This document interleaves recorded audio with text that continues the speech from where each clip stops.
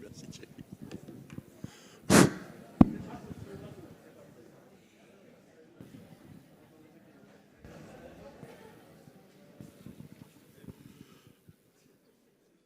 Bonjour à tous et à toutes et à tous. Comme ça maintenant qu'on dit, je crois. Désolé pour le petit retard, mais il y a eu un peu d'affluence ce matin et ça a fait bouchon à l'entrée du salon.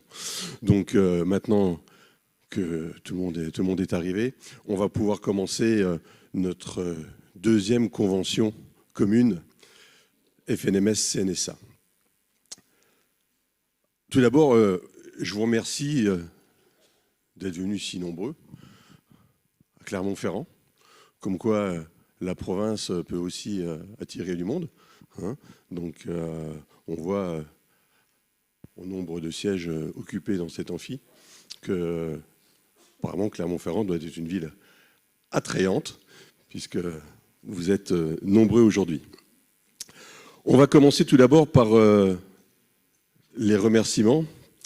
Alors tout d'abord les remerciements à Monique. Monique, elle ne nous entend pas, mais on lui reportera la cheville ouvrière quand même de cette convention, avec Jean-Yves, moine aussi à la FNMS, et les permanents de la Chambre, Guillaume, Christine, Hélène qui nous a rejoint récemment, que vous avez pu voir tout à l'heure, qui faisait la circulation devant l'amphi. Merci à eux, parce que c'est quand même eux qui œuvrent principalement pour l'organisation de cette convention. Et vous le savez maintenant tous aussi, à force de venir, que c'est un sacré travail, un sacré boulot. Et là-dessus, il y a vraiment de quoi leur dire merci. Merci aussi aux exposants, parce que sans eux, cette convention, ces conventions n'existeraient pas. Ils ont eu aussi des périodes difficiles. Et là, on a pu voir qu'ils étaient revenus nombreux, en occupant des surfaces intéressantes. Donc, il y a vraiment une dynamique qui s'est mise en route. Merci à eux, merci à leur fidélité, et merci de continuer à nous accompagner. Un merci aussi à la Grande Halle d'Auvergne. Vous avez vu ces infrastructures superbes. Donc, on est vraiment dans un écrin extraordinaire. Alors bon, on n'a pas pensé peut-être avoir quelqu'un qui viendrait, mais bon, ça s'est pas fait.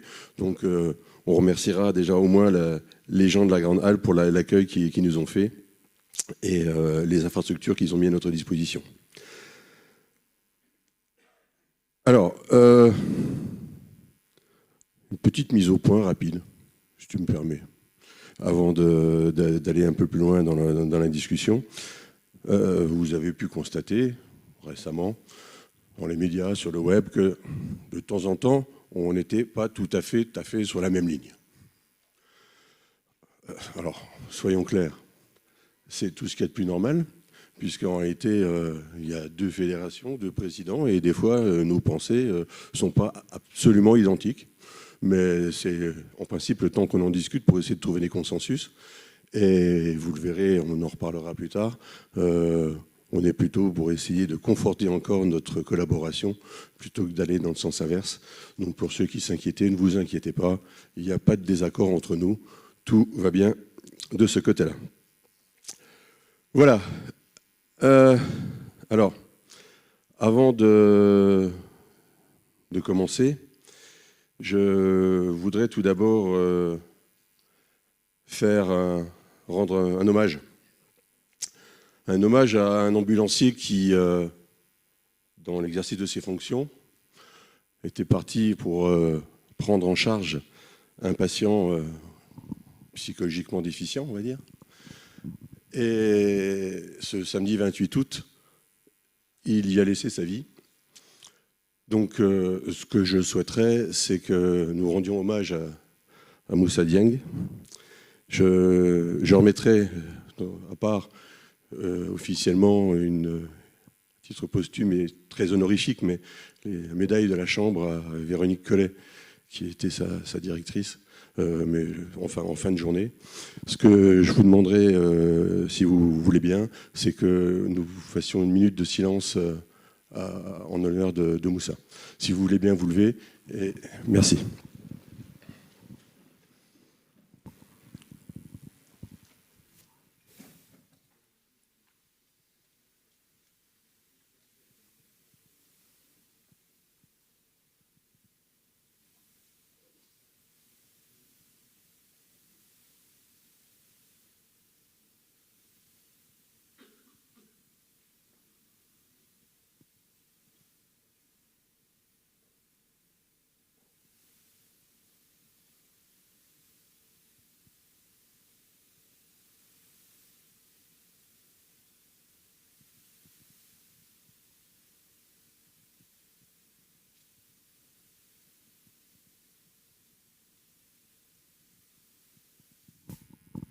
Merci à tous.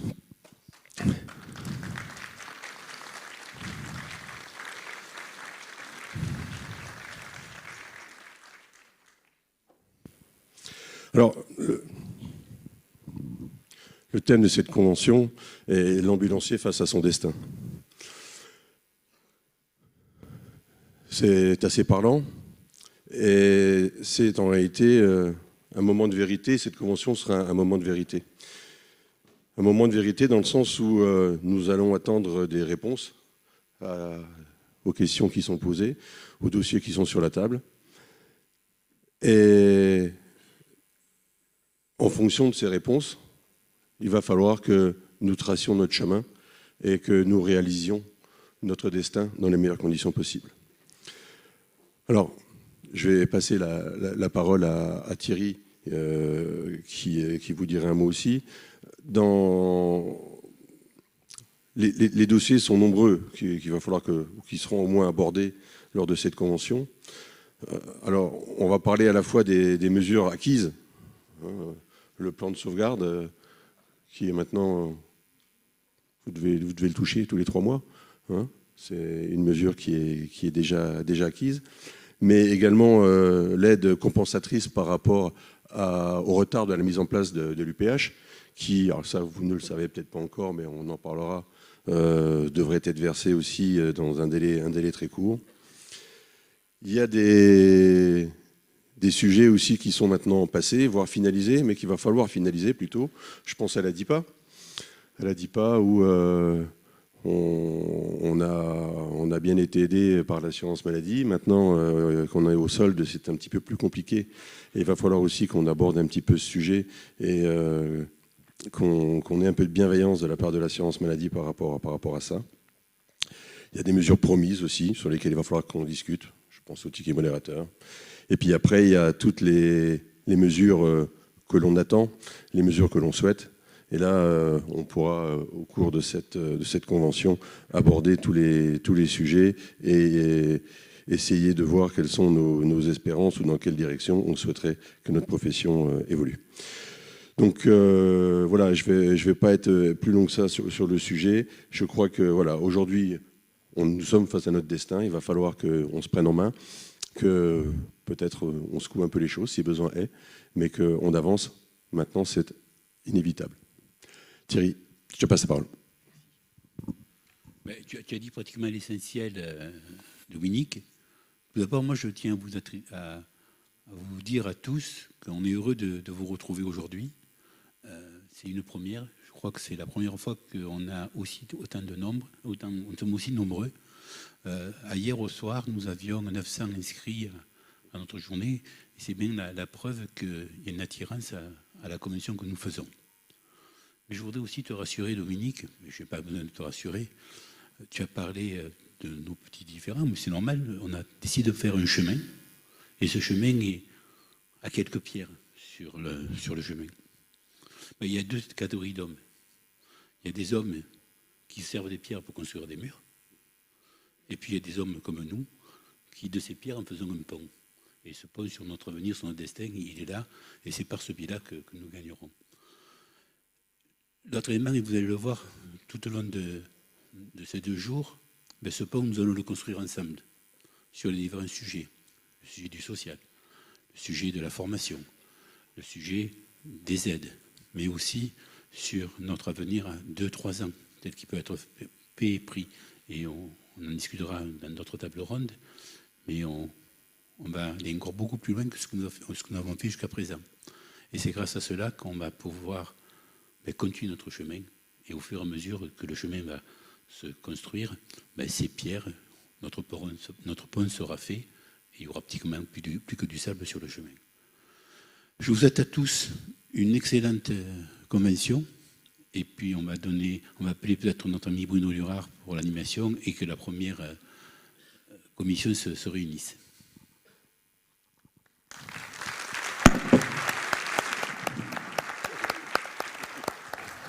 Bonjour à tous. Est-ce que je peux avoir le son? Oui. Bonjour à tous. Ravi de vous retrouver. Ravi de retrouver également de vous retrouver en nombre. Henri Bergson disait la cohésion sociale est due en grande partie à la nécessité d'une société de se défendre contre les autres. Nous allons commencer cette convention par la première table ronde sur la question sociale de la formation et du DEA. Je vais appeler près de moi François Bonnet de la CNSA, Philippe Voyer de la FNMS, Thomas Var de l'Astral et Laurent Facon de la Croix-Rouge. S'ils veulent bien me rejoindre tout de suite. Et on les applaudit, effectivement. Je vous en prie, prenez place.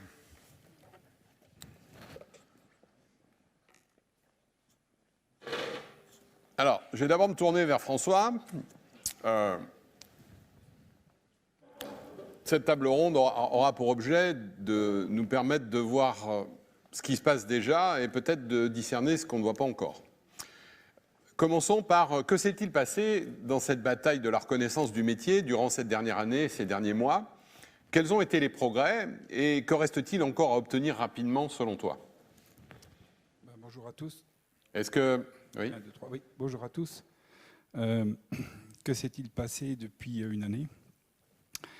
Eh bien, nous avons discuté avec la DGOS, ministère de la Santé, les organismes syndicaux, salariés hospitaliers et du transport, avec les IFA, sur l'ambulancier de demain et quelle est la fonction de l'ambulancier. Donc, nous avons réussi à faire comprendre à nos tutelles que le métier d'ambulancier, ce n'était pas uniquement un métier de transporteur, c'était un métier de prise en charge de patients, de prise en charge en soins. Donc la nouvelle définition du métier d'ambulancier, on cerne en 2 parties son activité. Une partie qui va être une reconnaissance de la prise en soin des patients, et une autre partie qui est le déplacement, l'acheminement, la mobilité de ce patient pour aller en soins ou revenir des soins. Donc ça, c'était un combat qui était un peu difficile pour qu'on sorte de cette étiquette de transporteur sanitaire pour revenir à une étiquette d'ambulancier, puisqu'on parle bien de la fonction et pas de l'entité d'entreprise. La fonction d'ambulancier, c'est la prise en charge de patients, la prise en charge en soins et après le déplacement du patient. Donc ça, c'est aujourd'hui, alors c'est pas publié, hein, c'est en cours, mais les engagements que nous avons eus côté ministère de la Santé vont en ce sens. Voilà. Et c'était un combat qui a été un petit peu difficile. On n'a pas obtenu tout ce que nous souhaitions, bien entendu, mais nous avons obtenu l'essentiel des attendus de la profession. Quand tu dis « nous avons obtenu », comment ça se concrétise? Ça se concrétise sur, je laisserai la parole aux spécialistes de la formation, à la mise en œuvre d'actes reconnus à travers 3 référentiels. Nous avions jusqu'à maintenant qu'un référentiel de formation. Nous réclamions depuis 2006 un référentiel de compétences. Donc la réforme va être basée sur 3 référentiels. Le référentiel d'activité, ce que font les ambulanciers. Le référentiel de compétences, quels sont les gestes reconnus réglementairement que va pouvoir faire un ambulancier auprès d'un patient. Et puis le référentiel de formation, qui va être toute l'organisation structurelle pour amener les compétences, les savoirs et les savoir-faire à ces ambulanciers pour les mettre en œuvre sur le terrain. Voilà, donc Je tiens aussi là, au niveau tant FNMS que Chambre syndicale, remercier le travail en collaboration qui a été mis en œuvre avec la Croix-Rouge, à travers Laurent Facon, et l'AFTRAL, qui nous ont accompagnés sur ce dossier avec Philippe Voyer. On a fait un travail extrêmement intéressant et constructif, collaboratif. Nous aurions aimé l'étendre un petit peu au-delà de ce cercle, à travers les instituts de formation publique. Tentative a un peu échoué. On n'a pas réussi à se mettre d'accord sur un nombre de principes. Je pourrais expliquer un petit peu rapidement le pourquoi tout à l'heure.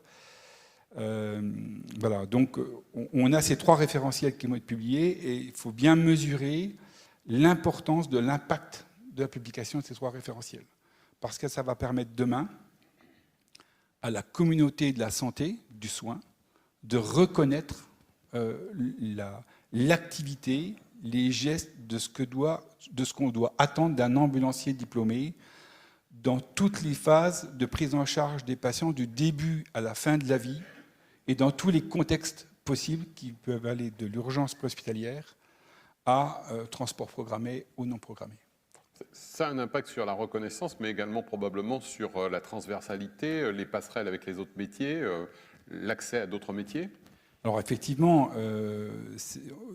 cette réforme rejoint la réforme globale de la formation en France. Elle n'est pas isolée dans le monde de la formation. Et aujourd'hui, le monde de la formation en France est basé sur ce qu'on appelle l'acquis par l'expérience, donc une transversalité. Et donc, on va le voir, hein, ça sera peut-être expliqué un petit peu tout à l'heure, que les gens qui viennent d'autres environnements, d'autres métiers, peuvent avoir acquis à travers leur formation, à travers leur diplôme, des compétences qui sont des équivalences dans la formation. Donc, alors, équivalence, soit avec ou pas une évaluation, mais en tous les cas, on voit bien qu'on va avoir une transversalité, ça va permettre d'avoir un glissement entre d'autres métiers. Je prends un exemple, un arme, par exemple, a acquis une formation, une expérience qui peut être validée dans certains niveaux de formation d'ambulancier, aide-soignant, enfin, il y a plein de métiers possibles et ça ouvre un horizon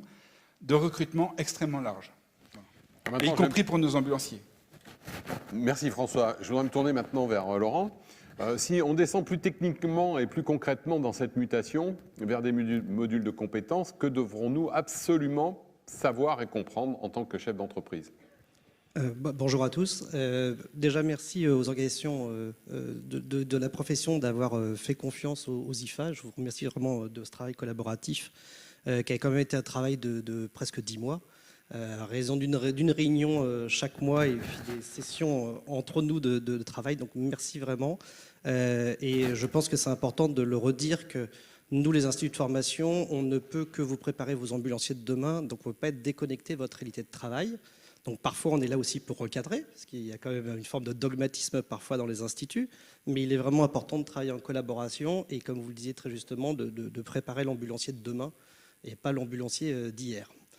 Donc cette réforme, elle rentre vraiment dans un schéma vraiment global et dans les discussions avec la DGOS, on a très très vite perçu qu'ils voulaient une synergie avec la réingénierie des aides-soignants qui est arrivée 6 mois avant nous. Donc c'était d'ailleurs dommage qu'on n'ait pas pu travailler l'ambulancier en même temps que l'aide-soignant, mais malheureusement, voilà. Donc on a hérité de ce passif, ce qui a pu nous embêter par moments, on a été un peu coincés, mais qui nous offre aussi plein de possibilités en termes d'ouverture et d'une meilleure positionnement du métier comme étant un métier de la santé et reconnu comme un métier de la santé. Donc l'approche, elle est par bloc de compétences. J'avais préparé une petite image, si on l'a. Je ne sais pas. Si vous l'avez pas ? Si on ne l'a pas transmise. Bon, c'est pas grave, donc je vais faire sans. Donc qu'est-ce qui va vraiment changer au niveau de l'approche ? Déjà, il y a au niveau des sélections une ouverture beaucoup plus large des sélections avec une volonté de promouvoir la formation professionnelle.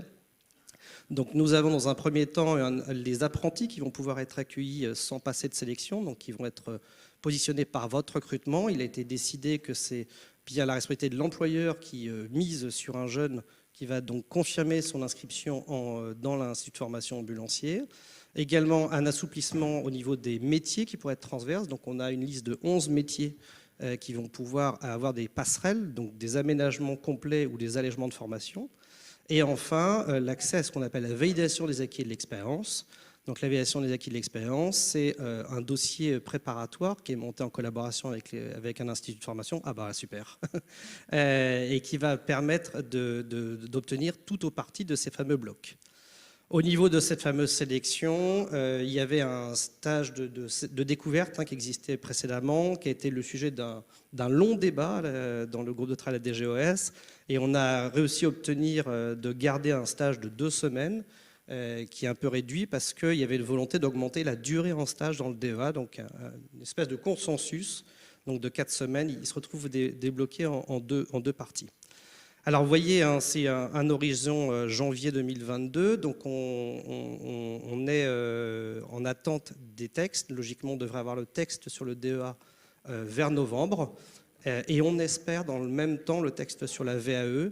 Actuellement, sur la réingénierie aide-soignante, nous sommes toujours en attente du texte sur la VAE, alors que vous voyez, la réingénierie aide-soignante est arrivée fin mai.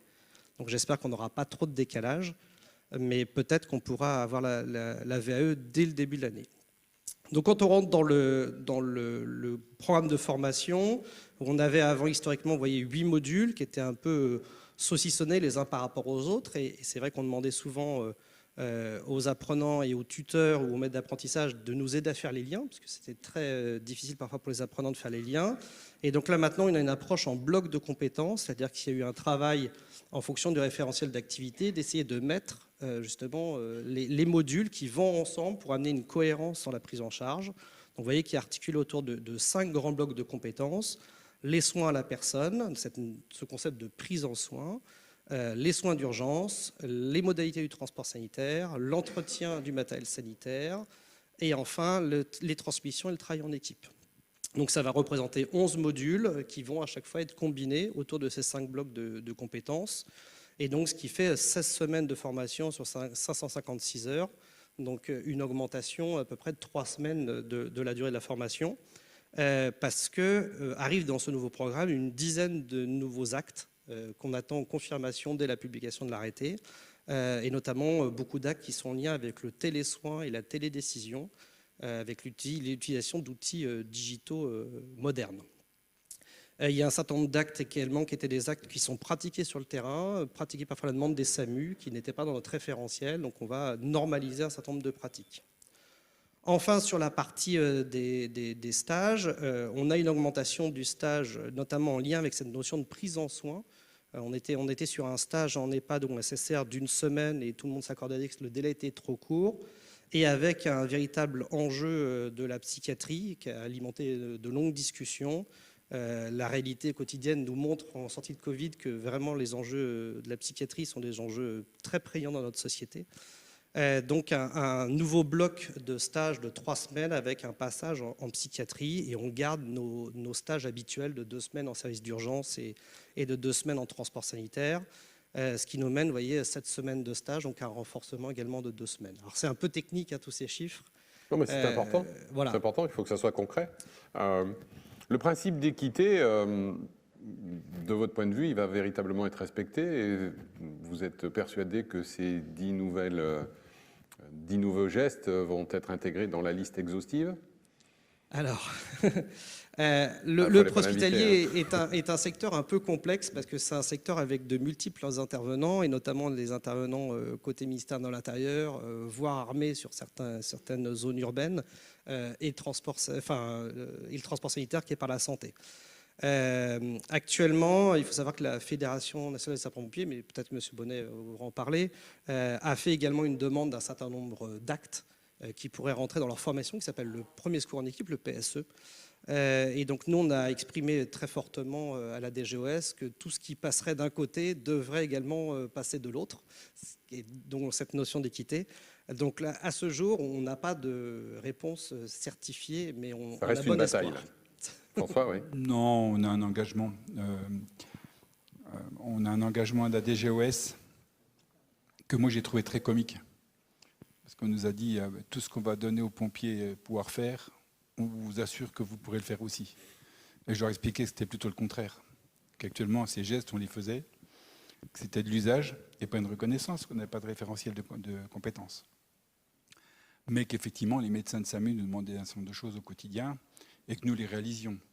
Alors, qu'effectivement, on valide avec une formation, alors il y a tout un débat autour de ça, sur l'autonomie, qui va former, voilà, dans le NOG, nous on souhaite que ce soit toujours la santé, de façon à ce que l'ensemble des acteurs du secours puissent accéder pour le bien des patients à un certain nombre de gestes, mais que l'équité sera l'engagement du ministère de la Santé, c'est qu'effectivement l'équité existe. Mais en tous les cas, les ambulanciers, de par cette réforme, de par cette formation, auront des compétences au-delà de ce que pourront avoir les sapeurs-pompiers. Ok. Je vais me tourner maintenant vers Philippe Voyer. Comment cette réforme va-t-elle impacter la transversalité avec l'urgence préhospitalière? En fait, comment vous allez accompagner nos anciens DEA? Ça marche. Bonjour à tous. Le micro bien près de ta bouche. C'est vrai que l'année dernière, on avait parlé de l'ambulancier de demain. Tout le travail qui a été fait, demain, on y est. Et on va avoir quelque chose de transversal, notamment au travers de l'UPH, sur la nouvelle formation continue annuelle, obligatoire. Et là, on a vraiment tous, je dirais, intérêt de se réveiller, parce que le train va partir. Dans le module geste d'urgence, effectivement, comme le disait Laurent, on a déjà, nous, bossé pour pouvoir intégrer les outils de demain. Mais ces outils de demain, les nouveaux DEA vont être formés à l'utilisation de ces matériels, mais pas nos anciens DEA, et je ne parle même pas des anciens CCA. Ce qui veut dire que dans la formation continue, il va falloir s'organiser sur les départements, et on est déjà en retard. Voilà. Il va falloir vraiment qu'on prenne tout ça en compte dans nos départements et de faire monter en compétence nos anciens DEA au travers de ces formations continues annuelles. Donc le format, je veux dire, grosso modo aujourd'hui, ce serait 3 années de formation continue. La 4e année, on fait la FGSU, soit avec des organismes de formation, soit avec des IFA, soit avec des CESU, peu importe. Il va falloir calibrer en fait les programmes de formation annuels. Ensuite, par rapport à tout ce travail qui a été fait, et je remercie également tout ce qu'on a pu faire ensemble, parce que je pense que sans la Chambre, la FNMS, l'AFTRAL et la Croix-Rouge, on n'aurait pas pesé autant dans les discussions. Ça nous a permis de mettre des choses dans les dossiers qui sont restées dans les dossiers parce qu'on était représentatif. Voilà. Donc ça nous a permis vraiment d'avancer. Mais voilà, il ne faut pas qu'on s'endorme parce qu'aujourd'hui, effectivement, l'ambulancier est un personnel de santé. Il va prendre en soin le patient. Encore faut-il qu'il ait les capacités de le faire et les compétences. Et ce virage-là, il ne faudra pas qu'on le rate, notamment avec le lobbying qu'il y a avec les pompiers de l'autre côté, etc. Il faudra qu'on montre patte blanche pour ça. Il faut qu'on s'organise. Alors, je me tourne vers Thomas. Comment on va penser ce changement, parce que c'est un véritable changement, si on ne pas juste changer le pansement. Quelles conséquences pour les entreprises et les IFA? Quelles tendances lourdes pour bien négocier ce virage? Alors bonjour à toutes et tous, merci à vous de m'accueillir sur cette table ronde. C'est un vrai séisme dans l'IFA, puisque on a eu en fait 3 grandes modifications. Une modification de la structure de pilotage de l'IFA avec la définition des compétences de l'ensemble de l'encadrement, responsable pédagogique, directeur d'IFA, etc. On a eu un deuxième séisme, c'est le contenu de la formation qui se technologise, si vous me permettez l'expression, qui se complexifie d'un point de vue médical. Et puis la capacité à déployer vite, puisque comme l'a dit Laurent, le texte on l'attend sur novembre, déploiement début d'année prochaine. Ça veut dire qu'on a 30 sites sur notre IFA, et Laurent en a autant, pour lesquels il faudra emmener les équipes pédagogiques et emmener les contenus pédagogiques dans sa rénovation et sa révolution. Ça veut dire qu'en 6 mois, vos directeurs d'IFA, nos directeurs d'IFA qui sont là, qui ont attaqué le chantier depuis le mois de juin, vont devoir réviser l'ensemble de l'approche pédagogique, de ses contenus, de ses supports, de la façon de l'enseigner, puisque tout ça est complètement révisé. Donc il y a un énorme chantier pédagogique, mais aussi un énorme chantier d'investissement, puisque pour répondre aux nouveaux référentiels, il y a une dotation matérielle sur chaque plateau technique, donc chaque lieu de réalisation de la formation, pour lesquels on estime l'investissement autour d'1 million d'euros à mettre en œuvre pour pouvoir répondre à cette réforme. Alors, on s'est clairement posé la question, avec vos 2 fédérations. On a partagé énormément cet été, on s'était interrogé beaucoup. on a fait le choix, et on a partagé beaucoup aussi avec nos amis de la Croix-Rouge, on a fait le choix de continuer, on a fait le choix d'avancer. On sait que la difficulté aujourd'hui, c'est la ressource, c'est la capacité à pouvoir mettre des gens dans les ambulances, qu'ils soient compétents, et qu'ils soient compétents plus demain. Donc le vrai chantier, c'est d'aller vite avec une approche beaucoup plus hospitalière du sujet, pour lequel on a, et c'est notre culture d'entreprise et d'IFA, c'est que l'ambulancier reste ambulancier. Et donc toute la stratégie, ça va être d'avoir des recrutements qui correspondent aux obligations du nouveau référentiel et de les emmener vers la professionnalisation ambulancière, et donc d'amener, je vais être très clair, des infirmiers et des infirmières à nos métiers d'ambulancier dans le cadre d'un plan d'intégration qui sera partagé avec les entreprises pour vraiment avoir cette culture et cette connotation professionnelle. Tu utilisais le mot technologise. C'est en quoi ça se technologise ? En fait, le nouveau référentiel fait appel à des technologies nouvelles. On parlait de matériel complètement intégré dans l'activité du métier de l'ambulancier demain. Ça veut dire qu'il faut qu'on ait les mêmes moyens dans le cycle de formation, de manière à ce que nos jeunes ambulanciers, arrivés dans l'entreprise, ils ne découvrent pas quelque chose entre les pattes, si vous voulez, et qu'ils ne sachent pas s'en servir. Donc il va falloir qu'on arrive à travailler avec des partenaires pour mettre en œuvre des outils qui sont faits pour travailler en lien avec un réseau informatique, qu'on va devoir faire travailler en boucle, puisque l'exercice pédagogique il est en boucle, donc ça demande une transformation de la technologie pour pouvoir y aller. Ce matin encore, on travaillait avec les directeurs d'IFA sur l'arrivée de la digitalisation, pour pouvoir être plus flexible, pour pouvoir avoir plus de réponses, donner la possibilité de se former à plus d'endroits, voire à distance pour certaines parties du contenu, parce qu'on sait que le combat, ça va être le sourcing de l'ambulancier pour pouvoir les qualifier et les emmener vers le métier demain.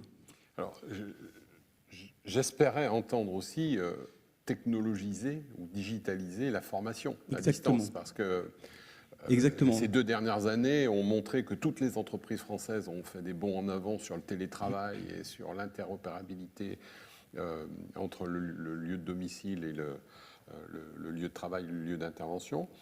Les formations sont révolutionnées, on le verra avec les plateformes, avec les MOOC, de très nombreux organismes de formation se voient ubérisés.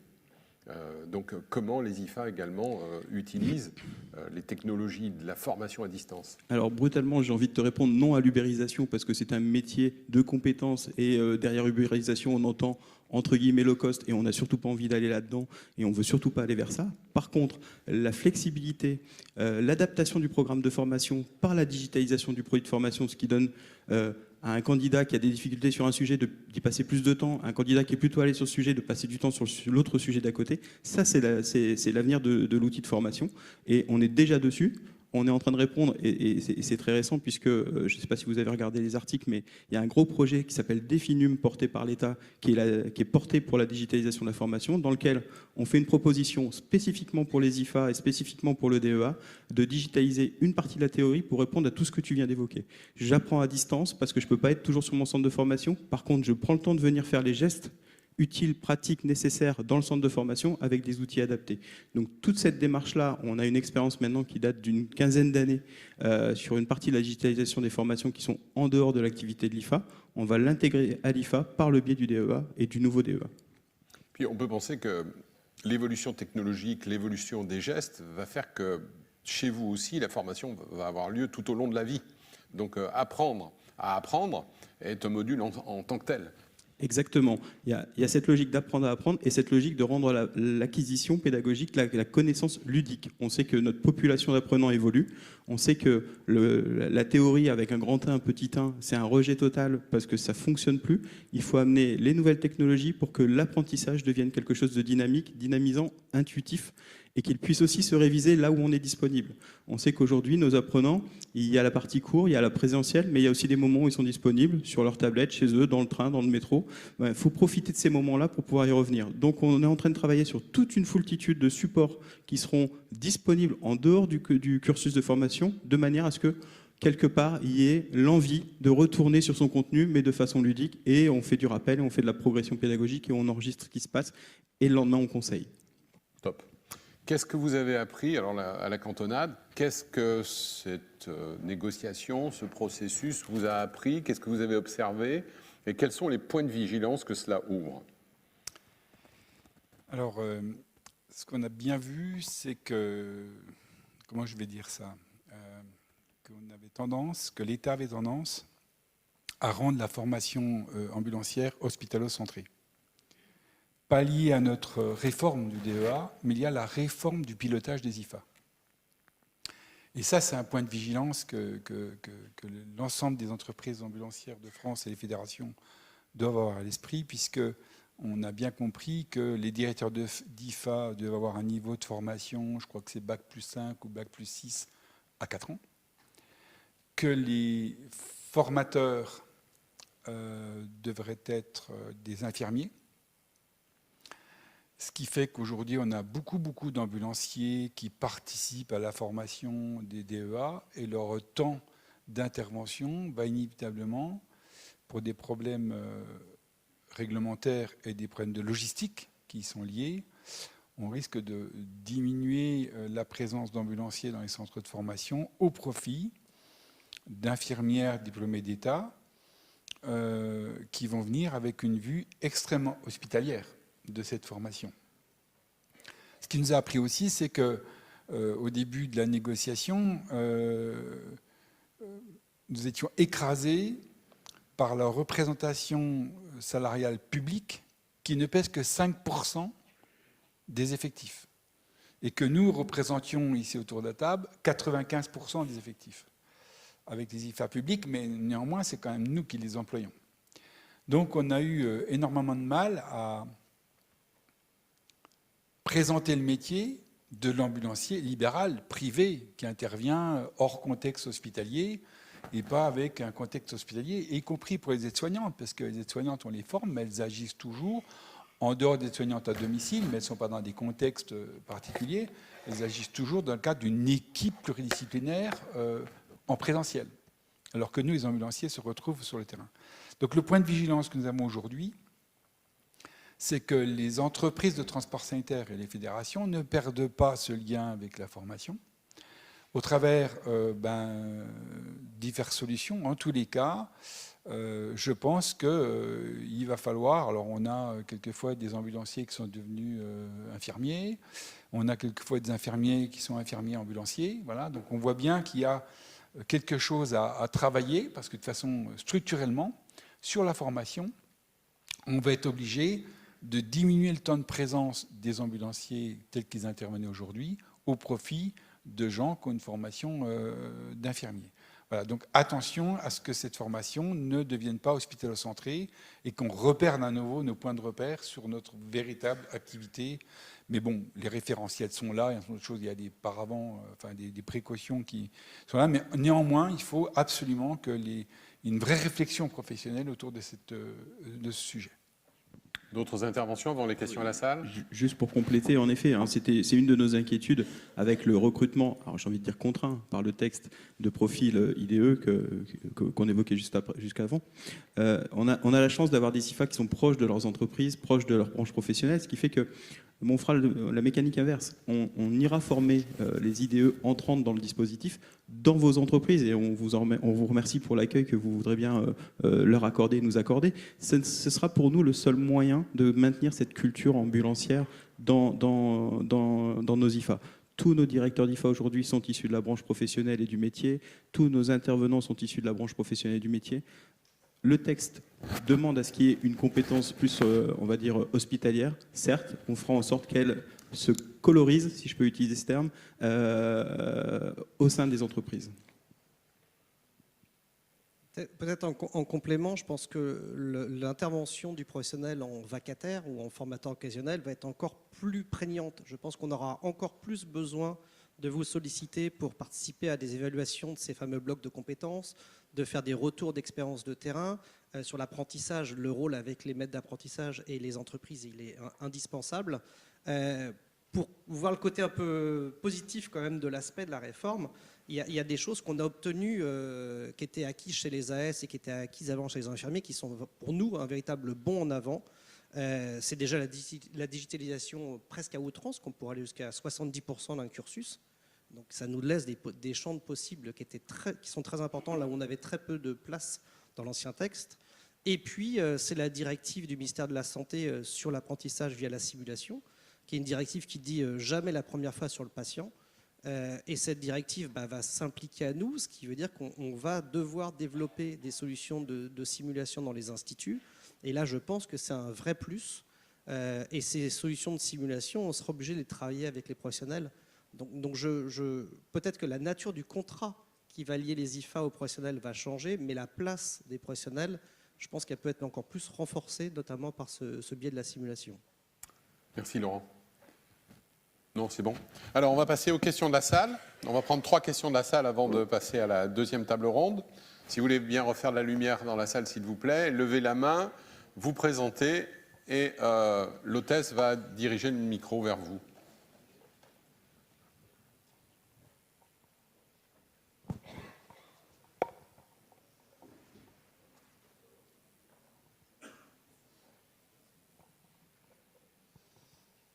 Oui, bonjour. Patrice Servat, je suis président d'une société au sud de la Haute-Garonne. L'an dernier, Olivier Véran s'était engagé auprès de nos présidents, en les appelant même par leur prénom, à essayer de pallier la carence de DE en formation complémentaire, disons, à des auxiliaires et une reconnaissance de quelques années d'activité, précisément pour pouvoir les faire accéder au DE rapidement. Où est-ce qu'on en est aujourd'hui, quoi? Parce que c'est des promesses. Non, je me permets de répondre. Non, ce n'est pas des promesses. Je ne l'ai peut-être pas évoqué au début de notre discussion. Au début de la discussion sur la réforme de la formation et des référentiels d'ambulanciers DEA, une question a été posée à l'ensemble des intervenants de savoir si on priorisait, on va dire, l'accès à la formation à travers des expériences, on peut l'appeler comme on veut, mais en tous les cas, c'est un peu l'idée, ou on priorisait la mise en œuvre des 3 référentiels que je viens de citer. Et il y a eu un vote.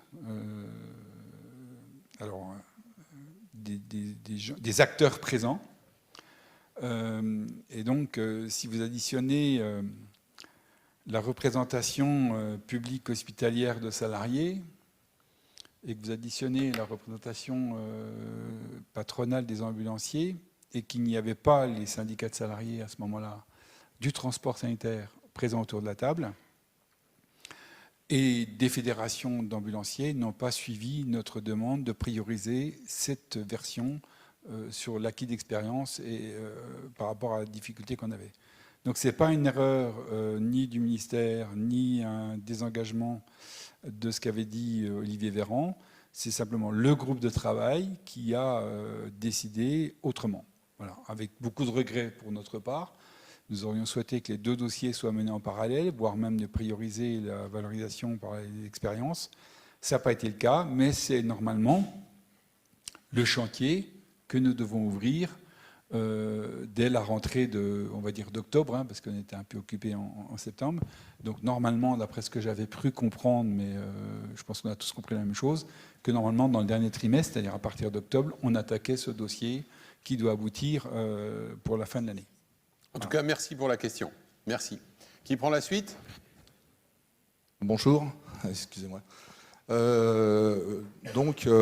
Présentez-vous. Ah oui, pardon. Monsieur You, ambulancier à Nantes. Je voudrais juste poser quelques questions sur certains gestes, parce qu'on se rend compte que notre métier effectivement évolue, mais il y a aussi une désertification médicale qui est de plus en plus importante. On a une chance d'avoir un maillage territorial très important. Alors dans les gestes confiés, là j'interroge plutôt Laurent, est-ce que la télétransmission d'un électro, par exemple, peut être envisagée? Parce que, bon, une douleur thoracique, pas de médecin, vu notre maillage, on a une carte à jouer là. Alors avant de te répondre, je vais donner un élément qui est vraiment important, je pense peut-être qu'on ne le mesure pas assez, c'est cette notion de référentiel d'activité. Ça nous ouvre un champ des possibles incroyable, c'est-à-dire qu'on ne va plus être bloqué dans un texte qui ne va pas bouger pendant 10 ans, parce qu'on pourra à un moment donné demander aux législateurs que ces listes d'activités changent et donc ça vienne implémenter nos blocs de compétences. Donc ça, c'est vraiment un élément qui est vraiment primordial et qui nous a bloqués pendant longtemps. Donc ce référentiel d'activité, il est là. Et donc, on pourra le faire évoluer en fonction des évolutions technologiques. Et oui, la télétransmission est dans la liste, l'envoi de l'ECG est dans la liste, ainsi que d'autres gestes comme l'aspiration, la glycémie capillaire, etc. On a essayé d'être le plus représentatif de ce que vous vivez au quotidien, mais sans se fermer à la possibilité d'avoir des nouveaux gestes qui arrivent demain, parce que la technologie évolue. Je voudrais juste rajouter que vous ayez bien l'esprit que quand on discute dans une réunion comme cela, notamment dans la représentation syndicale, salariale, hospitalière, il n'y a pas que des ambulanciers, il y a aussi des représentants des infirmiers anesthésistes, et envers lesquels il faut des gens qui travaillent dans les SMUR, et qu'on leur explique que le métier d'ambulancier, c'est extra-hospitalier, qu'on n'est pas toujours dans l'environnement médical. Et eux, ils viennent avec leur culture, leur organisation, leur pensée et leur méthodologie. Et vous savez très bien que dans le milieu de la santé, s'il y a bien un discours qui est extrêmement difficile et compliqué, c'est la délégation des tâches. Et tout le monde peut voir sur le réseau aujourd'hui le mécontentement des infirmiers anesthésistes, par exemple, qui voudraient aller en pratique avancée et qu'on leur interdit, et un blocage par la communauté médicale, me semble-t-il, si j'ai bien compris.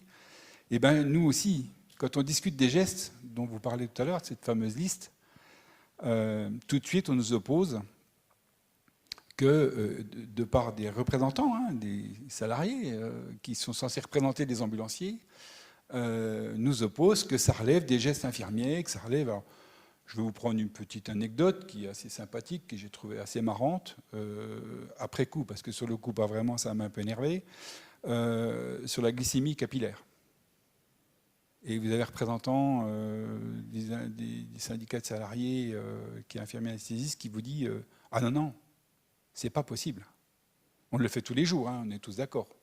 Mais c'est pas possible. » C'est un geste infirmier. Et quand on lui dit, mais attendez, le patient, il explique lui-même, oui, mais c'est sous sa responsabilité. Il est hors de question que les ambulanciers puissent faire ce geste. Je vais parler de la trachéo, je peux parler de plein de choses, voilà. Et on a un blocage. Donc ne croyez pas que c'est nous qui ne demandons pas la reconnaissance de soins, tout ça. Je vous promets, c'est un vrai travail de fond collaboratif, d'explication. Et je tiens vraiment à remercier, si on n'avait pas eu cette enquête de représentativité, d'activité, excusez-moi, qui a été faite il y a quelques années en collaboration avec les fédérations, les organismes de formation, et on a mis sur la table du ministère cette enquête sur ce que font les ambulanciers tous les jours. Et c'est grâce à cette enquête qu'on a pu faire avancer dans la notion de prise en soin. Si on n'avait pas eu cette enquête pragmatique faite par le métier, par la profession en collaboration, on n'aurait jamais acquis la notion de prise en soin. Donc, comprenez bien que c'est ce que disait Laurent tout à l'heure, c'est qu'effectivement, ce référentiel d'activité va nous permettre de faire évoluer dans le temps. On ne sera pas bloqué là-dessus. Et en plus, on a demandé aussi, les fédérations, on a demandé que ces référentiels soient revus à 5 ans, de façon à ce qu'on voit l'impact de la réforme urgence préhospitalière. Alors, ne croyez surtout pas que c'est assez simple et qu'il n'y a qu'à demander pour obtenir. C'est un vrai combat. Je redis la citation d'Henri Bergson, « La cohésion sociale est due en grande partie à la nécessité pour une société ou un groupe de se défendre contre d'autres. » Cette tension-là, elle existe et collectivement, on a intérêt à en sortir pour le plus grand intérêt du patient. Mais ce n'est pas gagné. Bon courage. Mais les intervenants juste pour rajouter, c'est que la formation continue dont on parlait tout à l'heure, à travers le e-learning, mais aussi de la simulation, on est bien d'accord, ça doit être ancré dans la vie professionnelle de chaque ambulancier, et les entreprises et les chefs d'entreprise ont une responsabilité importante vis-à-vis de cette situation. Je vais prendre l'exemple de Moussa. Moussa, c'est quand il est rentré dans l'entreprise où il a eu ce terrible meurtre à son égard, c'est moi qui ai signé son contrat de travail. Il y avait de la formation continue de 14 heures tous les ans aux ambulanciers. Pour des raisons diverses et variées, dont les autorités de tutelle portent une responsabilité, la formation a été abandonnée. Ben, cet ambulancier, s'il avait une formation continue, il n'aurait peut-être pas passé son bilan derrière la porte. Il serait peut-être redescendu à son ambulance. Il serait peut-être en vie. Donc, je pense que, honnêtement, la formation continue, si on veut une reconnaissance professionnelle, doit être ancrée dans la vie quotidienne des ambulanciers. Si on ne le fait pas, on n'avancera pas. Voilà, merci. Merci pour cette conclusion. Les intervenants restent à votre disposition. Effectivement, on peut vous applaudir.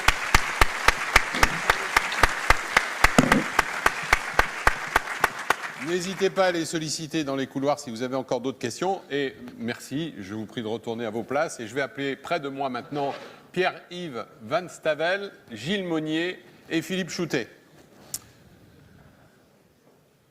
Pour que nous parlions un peu attractivité et autres sujets sociaux.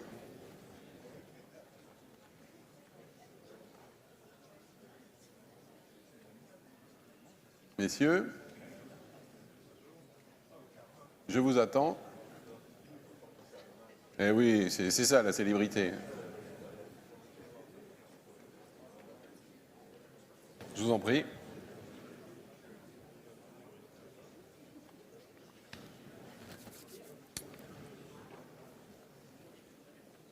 Je vous en prie, venez prendre place. Merci Philippe, merci Gilles, merci Olivier. Je ne t'ai pas annoncé, mais évidemment.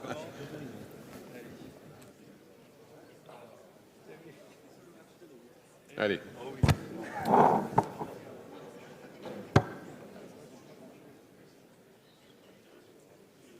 J'aime bien cette pensée d'Henry Ford qui dit les principales valeurs des entreprises ne sont pas incorporées dans leur bilan. Les deux principales valeurs de l'entreprise ne sont pas incorporées au bilan.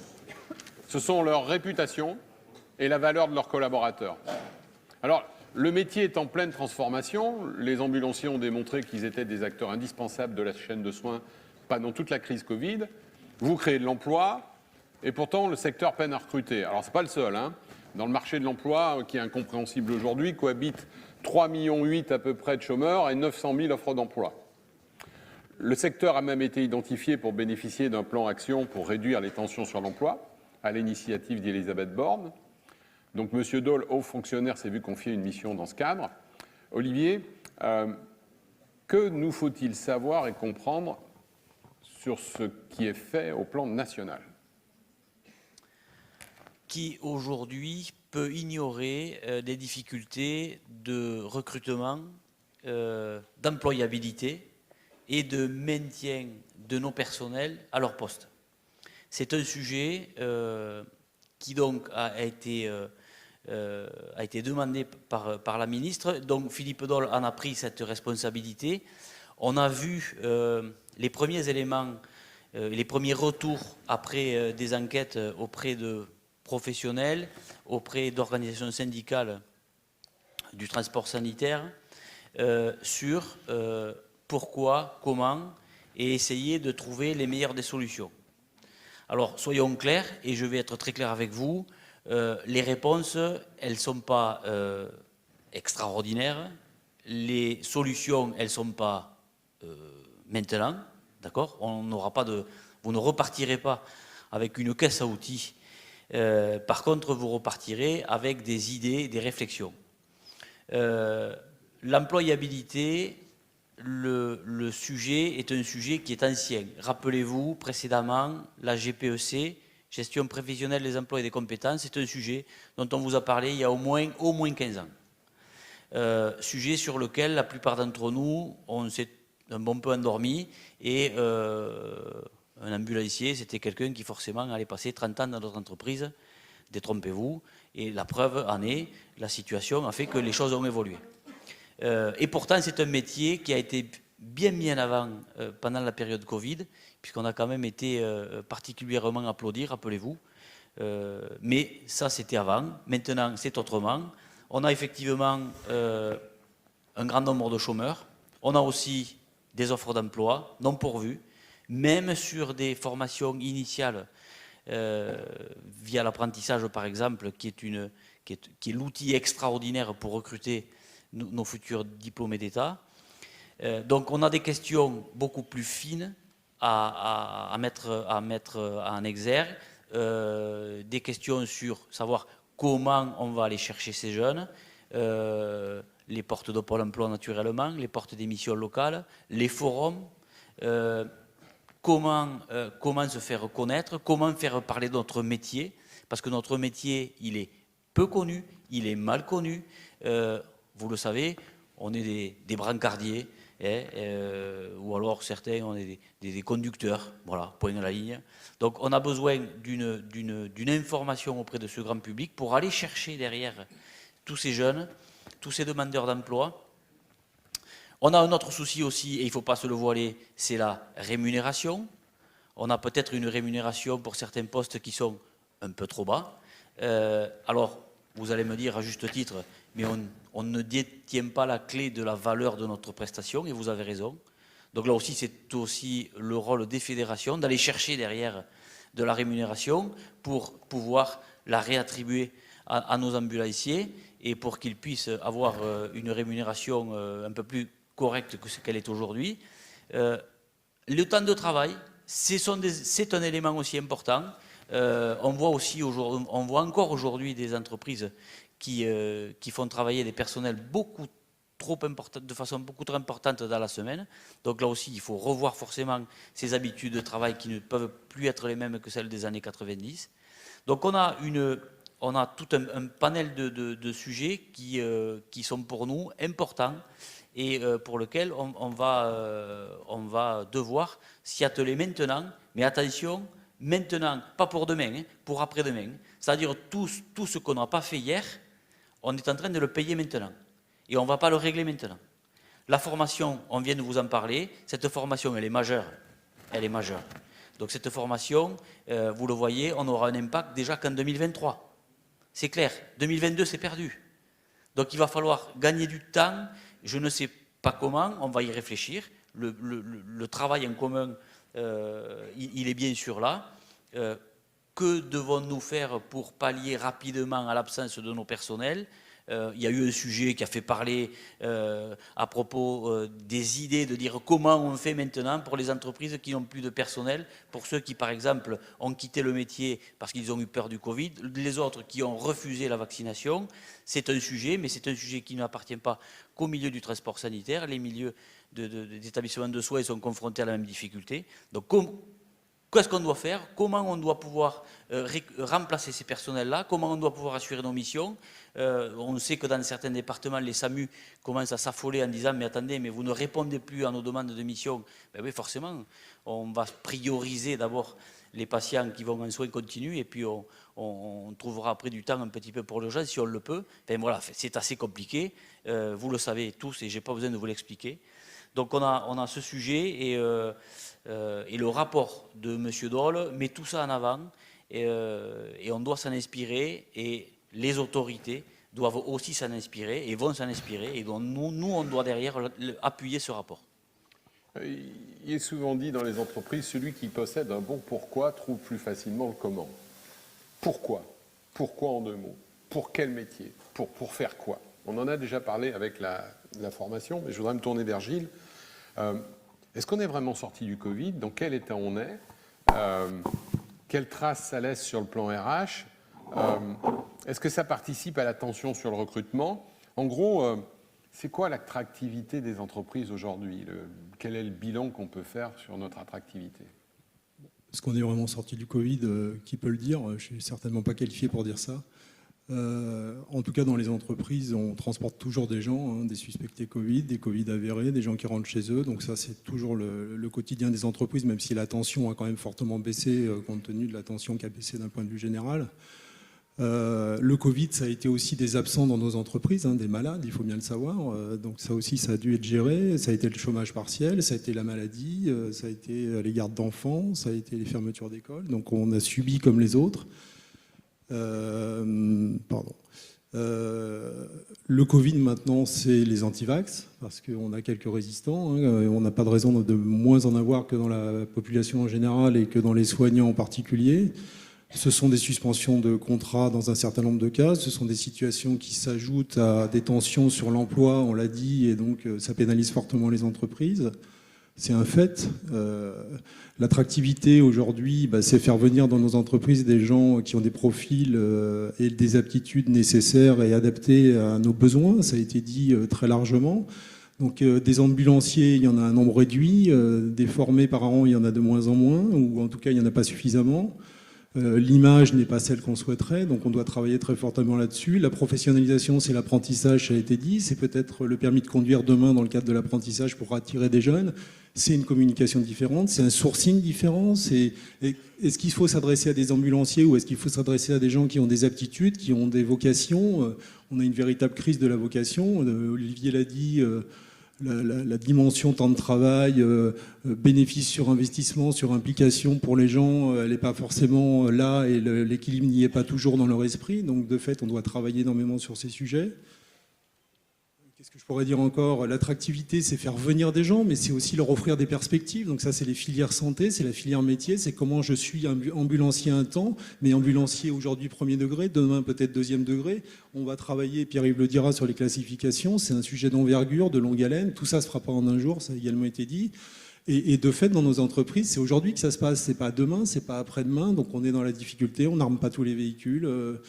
On cherche des solutions, elles sont bonnes, elles sont moins bonnes, elles sont entendues, elles sont comprises, elles le sont moins, ça a été dit, les présidents se sont exprimés sur le sujet, on a des différends, on a sinon des différents, en tout cas des opinions, des analyses, des approches qui peuvent être différentes, mais on converge à la fin.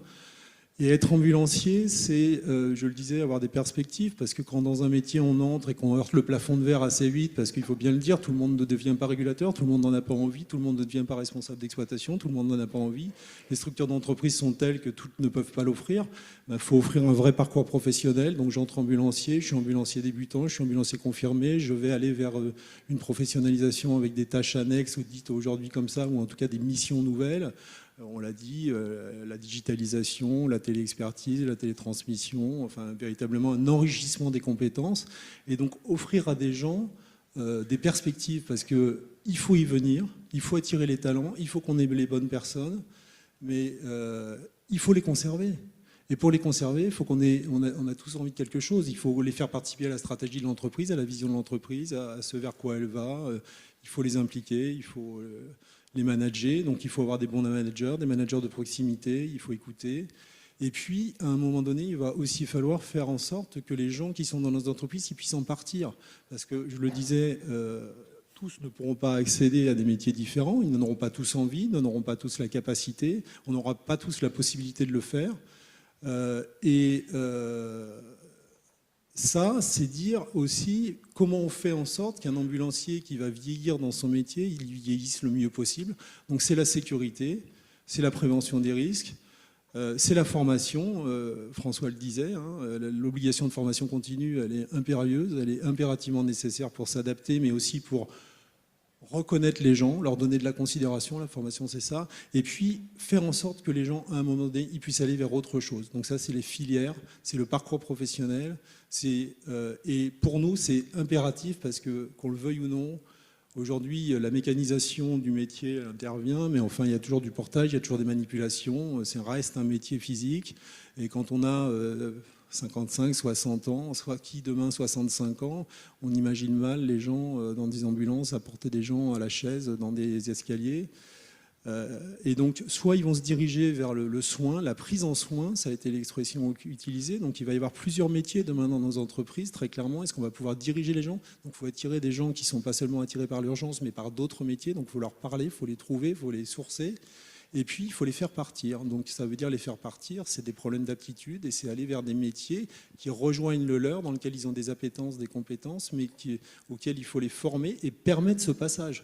Parce que de toute façon, pour nos entreprises, c'est impératif parce que c'est des inaptitudes, c'est des coûts, c'est des drames humains aussi à certains moments, il faut bien se le dire. C'est difficile pour l'entreprise, c'est difficile pour les gens, ils ont fait la même chose toute leur vie, ils ne savent pas quoi faire, ils se sont perdus. Et donc, voilà. Donc, voilà ce que je peux dire aujourd'hui. Par rapport à ça, la situation, c'est celle-là. Donc tu poses bien les questions telles qu'elles se présentent à chacun des chefs d'entreprise. Comment vous avancez groupé là-dessus? Comment, au niveau de la branche, Pierre-Yves, que fait la branche face à ces constats? Quel rôle joue-t-elle? On a vu que le DEA avait été réformé. Y a-t-il d'autres angles d'approche concernant l'attractivité? Alors, Aujourd'hui, on est quand même confronté effectivement, et je crois que tout le monde l'a dit, on est confronté à des grosses difficultés de recrutement et de maintien en poste de nos salariés. Ça, c'est clair. Et je pense que la crise Covid a fait qu'empirer. Ceci étant, avec les partenaires sociaux, on n'a pas attendu cette crise arriver, notamment cette crise du Covid. On a toujours été en lien avec les partenaires sociaux, on a toujours travaillé et on a pris, hormis la mission de M. Doll qui est intervenu après, mais on a pris à bras le corps différents sujets. Effectivement, on a le sujet de la formation, donc avec la réingénierie du diplôme d'état d'ambulancier, qui était aussi un des piliers de notre accord de 2016 sur la formation. Derrière ça, il y a aussi les classifications, c'est comment bien pouvoir repositionner l'ambulancier dans son métier. Et puis un autre sujet qui est la prévoyance, mais Philippe Choutet nous en dira 2 mots. Voilà, aujourd'hui, nous, on est dans des constats. On a cette chance, et je tiens encore à le remercier, c'est la mission qui a été confiée à M. Doll, qui a été confiée par Elisabeth Borne, sur les métiers en tension. Et effectivement, le ministère du Travail a quand même déterminé que dans les métiers en tension, on avait les métiers du transport. Et qu'à l'intérieur des métiers du transport, on avait le métier d'ambulancier. Ça nous a quand même permis de faire un certain nombre de constats qu'Olivier a souligné tout à l'heure. Donc ça nous a permis de faire un certain nombre de constats et surtout ça a permis d'enfoncer des portes et de faire prendre conscience aux décideurs. Quand je parle des décideurs, je parle du ministère de la Santé, je parle de l'assurance maladie, du ministère du Travail et on n'en est qu'au début. Mais on a déjà des pistes de travail qui sont hyper intéressantes et qui sont hyper encourageantes pour la profession.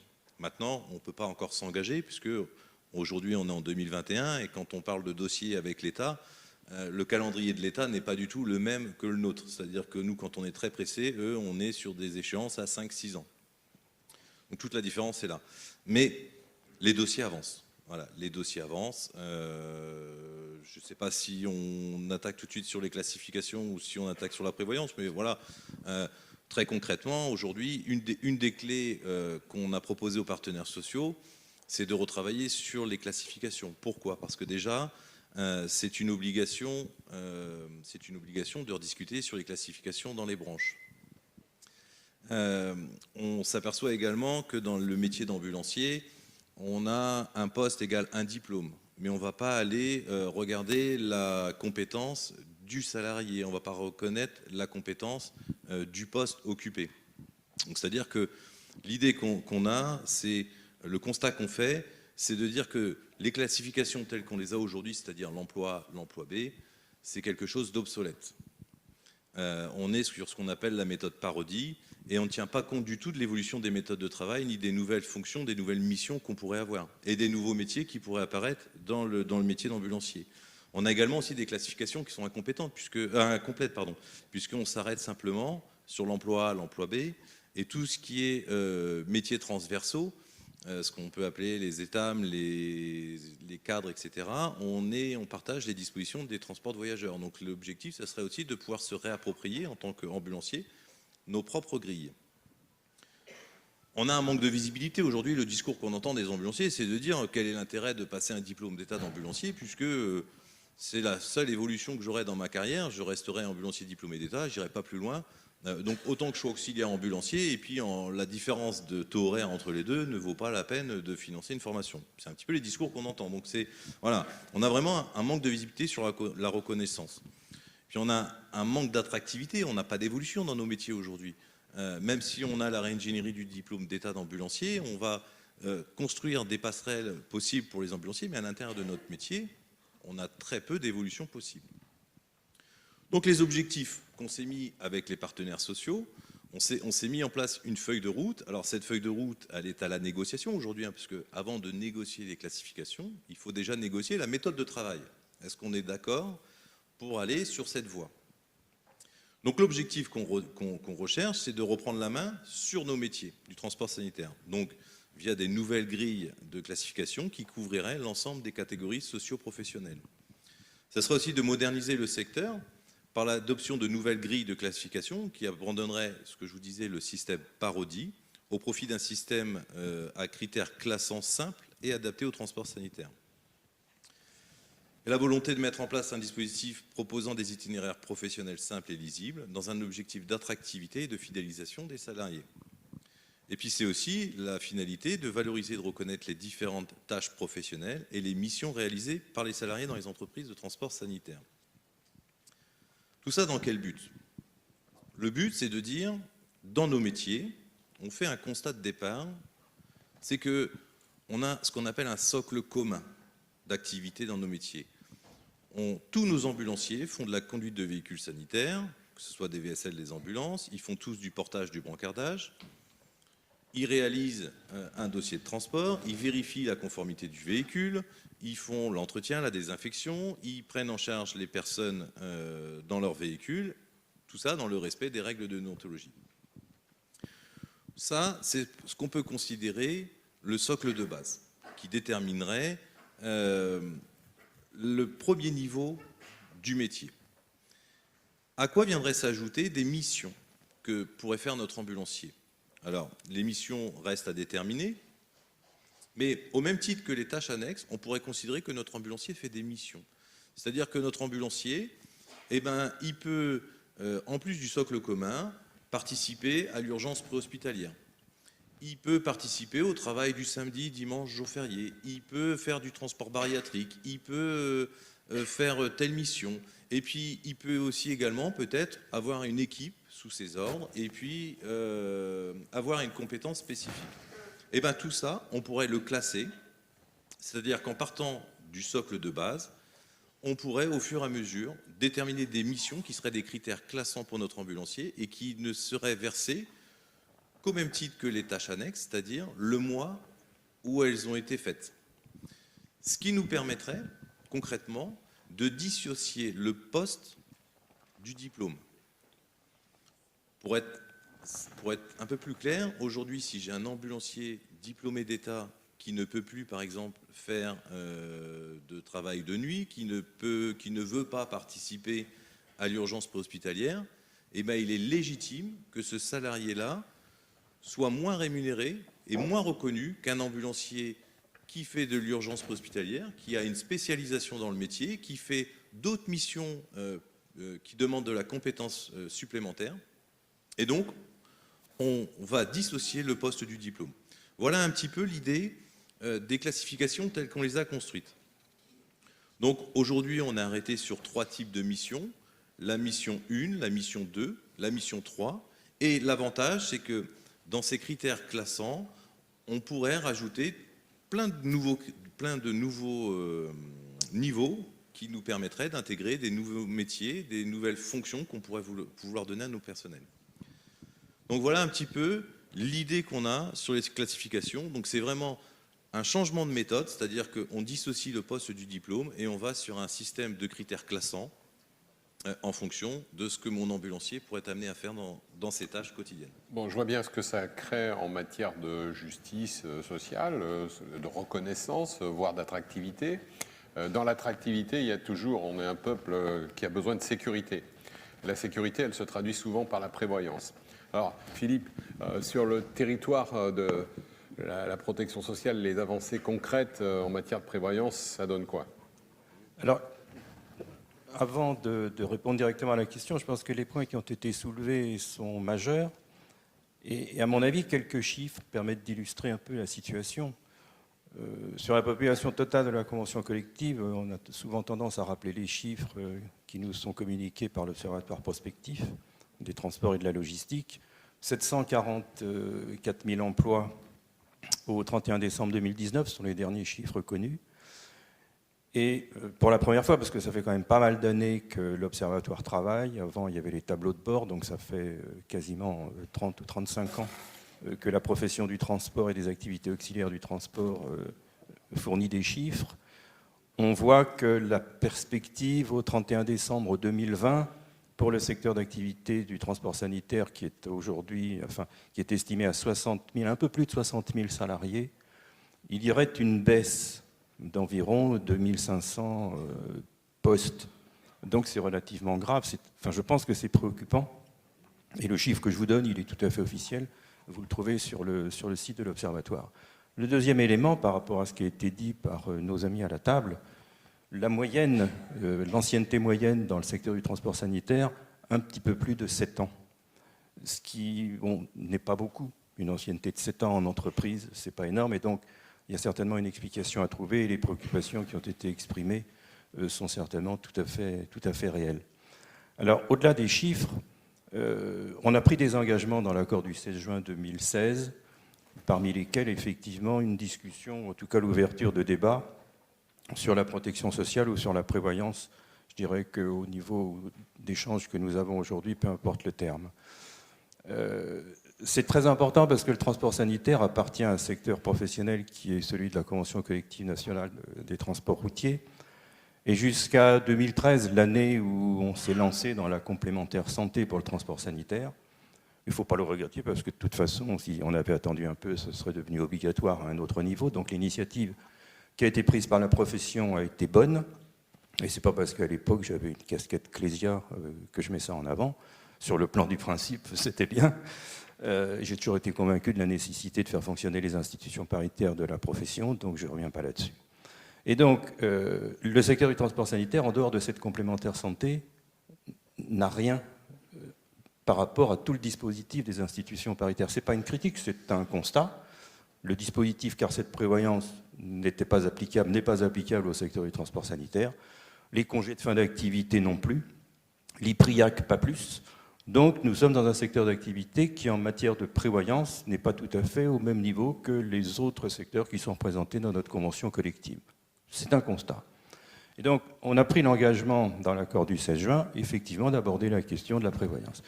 Et Olivier a rappelé tout à l'heure, enfin plus Gilles bien entendu et Pierre-Yves, on a rappelé la mission de M. Daul, et M. Daul fait bien la distinction entre ce qui est du domaine des partenaires sociaux et ce qui est du domaine des échanges entre la profession et puis les représentants des institutions, des institutionnels et notamment des représentants de l'autorité publique.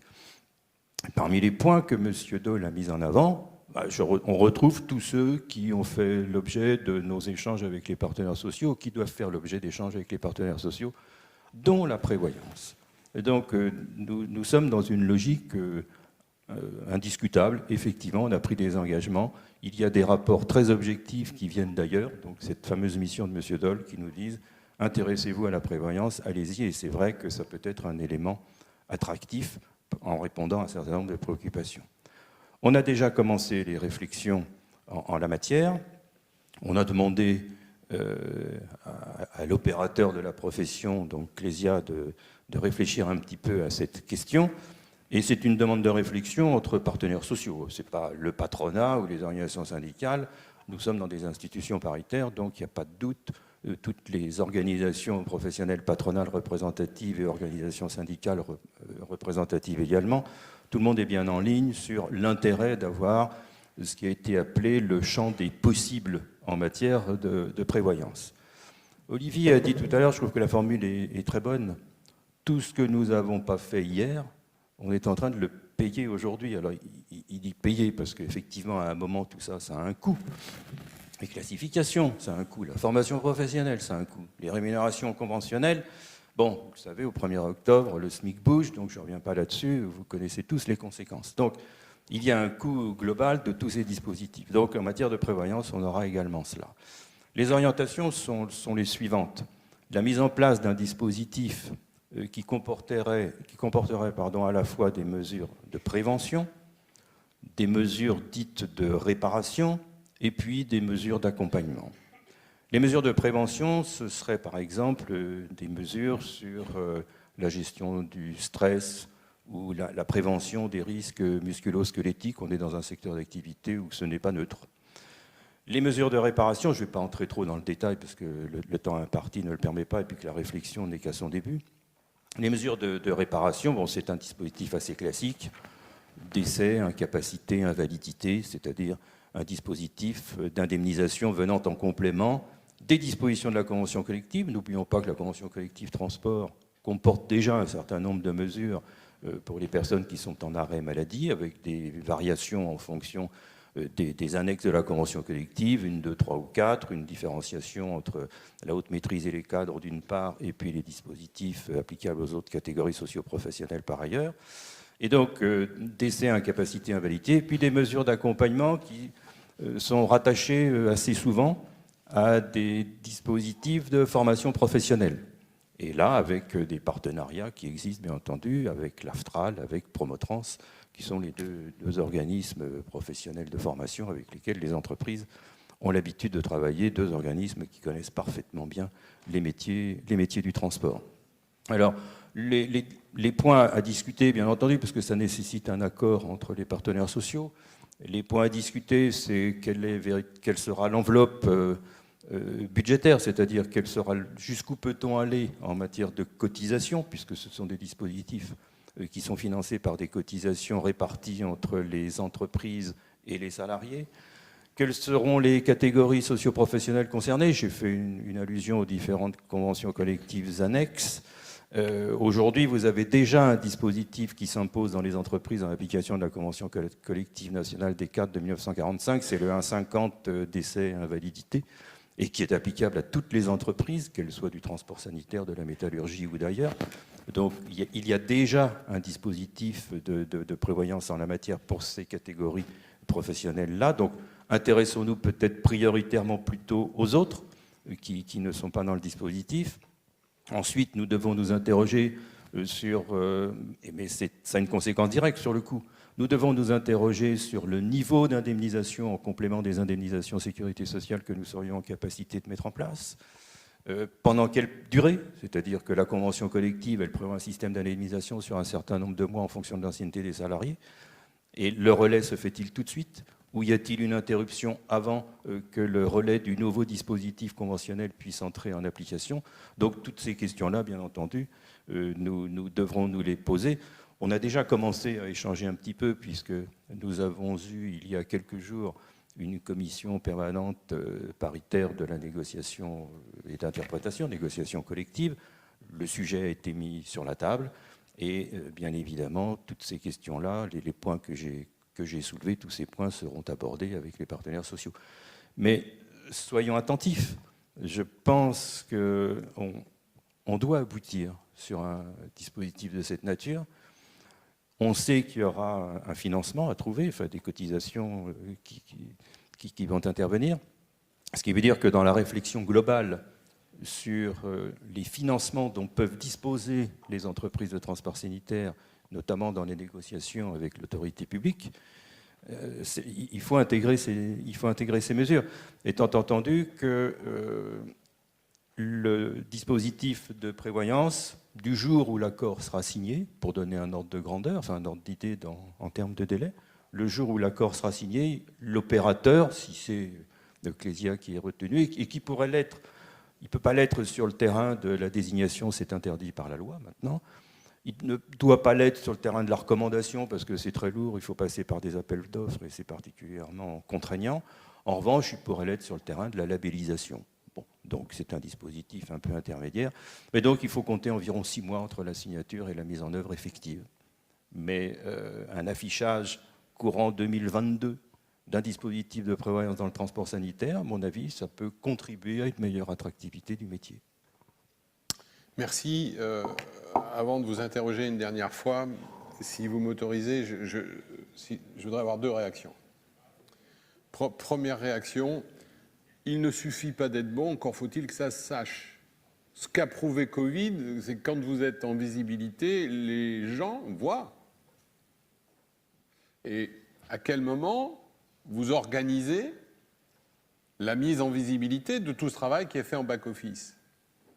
La plupart des entreprises que j'accompagne aujourd'hui, de grandes entreprises comme de grandes corporations, utilisent le Net Promoter Scoring. C'est-à-dire comment ce sont nos salariés qui attirent d'autres salariés. Comment on s'organise. Et je pense que, est passé sous silence, un autre fait que j'observe, que je soumets à votre sagacité, c'est que pour la première fois, nous sommes 4 à 5 générations à travailler sous le même toit des entreprises. Les nouvelles générations, aujourd'hui, viennent avec 4 demandes, 4 F. Le premier, vous y avez répondu, à mon avis, de façon assez satisfaisante, même s'il faut presser le mouvement, c'est sur... il faut que ça soit formateur. C'est-à-dire que je me sente chaque jour progresser. Et que je ne me sente pas enfermé pendant des siècles dans un même emploi dont je domine la valeur ajoutée. Ça, c'était la table ronde précédente. Là, vous avez bien éclairé que vous travaillez, que ça soit financièrement honnête. Et Pierre-Yves sur la Classif, il faut reconnaître là où nos salariés créent de la valeur. Et Tom Philippe sur tout ce travail de prévoyance qui donne une sécurité à plus long terme. Mais les deux autres F dont je n'ai pas entendu parler et que je ne vois pas, que demandent les jeunes générations, ils demandent, d'être fiers du travail qu'ils font. Et là, je ne suis pas sûr qu'ils soient très fiers de ça, je suis même sûr du contraire. Même si cas ne vaut pas loi, j'ai eu l'expérience personnelle de me faire transporter d'un hôpital à un autre avec une sonde urinaire, où j'ai vu un ambulancier rentrer, me regarder les 100 kilos de viande qu'il allait devoir transporter, me jeter dans une ambulance sans attacher la poche urinaire là où ça devait être, qu'elle s'est baladée, c'est moi qui ai dû lui demander. Ils sont trompés de parcours et quand ils sont arrivés au nouvel hôpital, ils m'ont jeté dans une chambre sans ménagement. Et comme je ne suis pas absolument démuni comme outil de communication, j'ai parlé avec eux pendant le transport.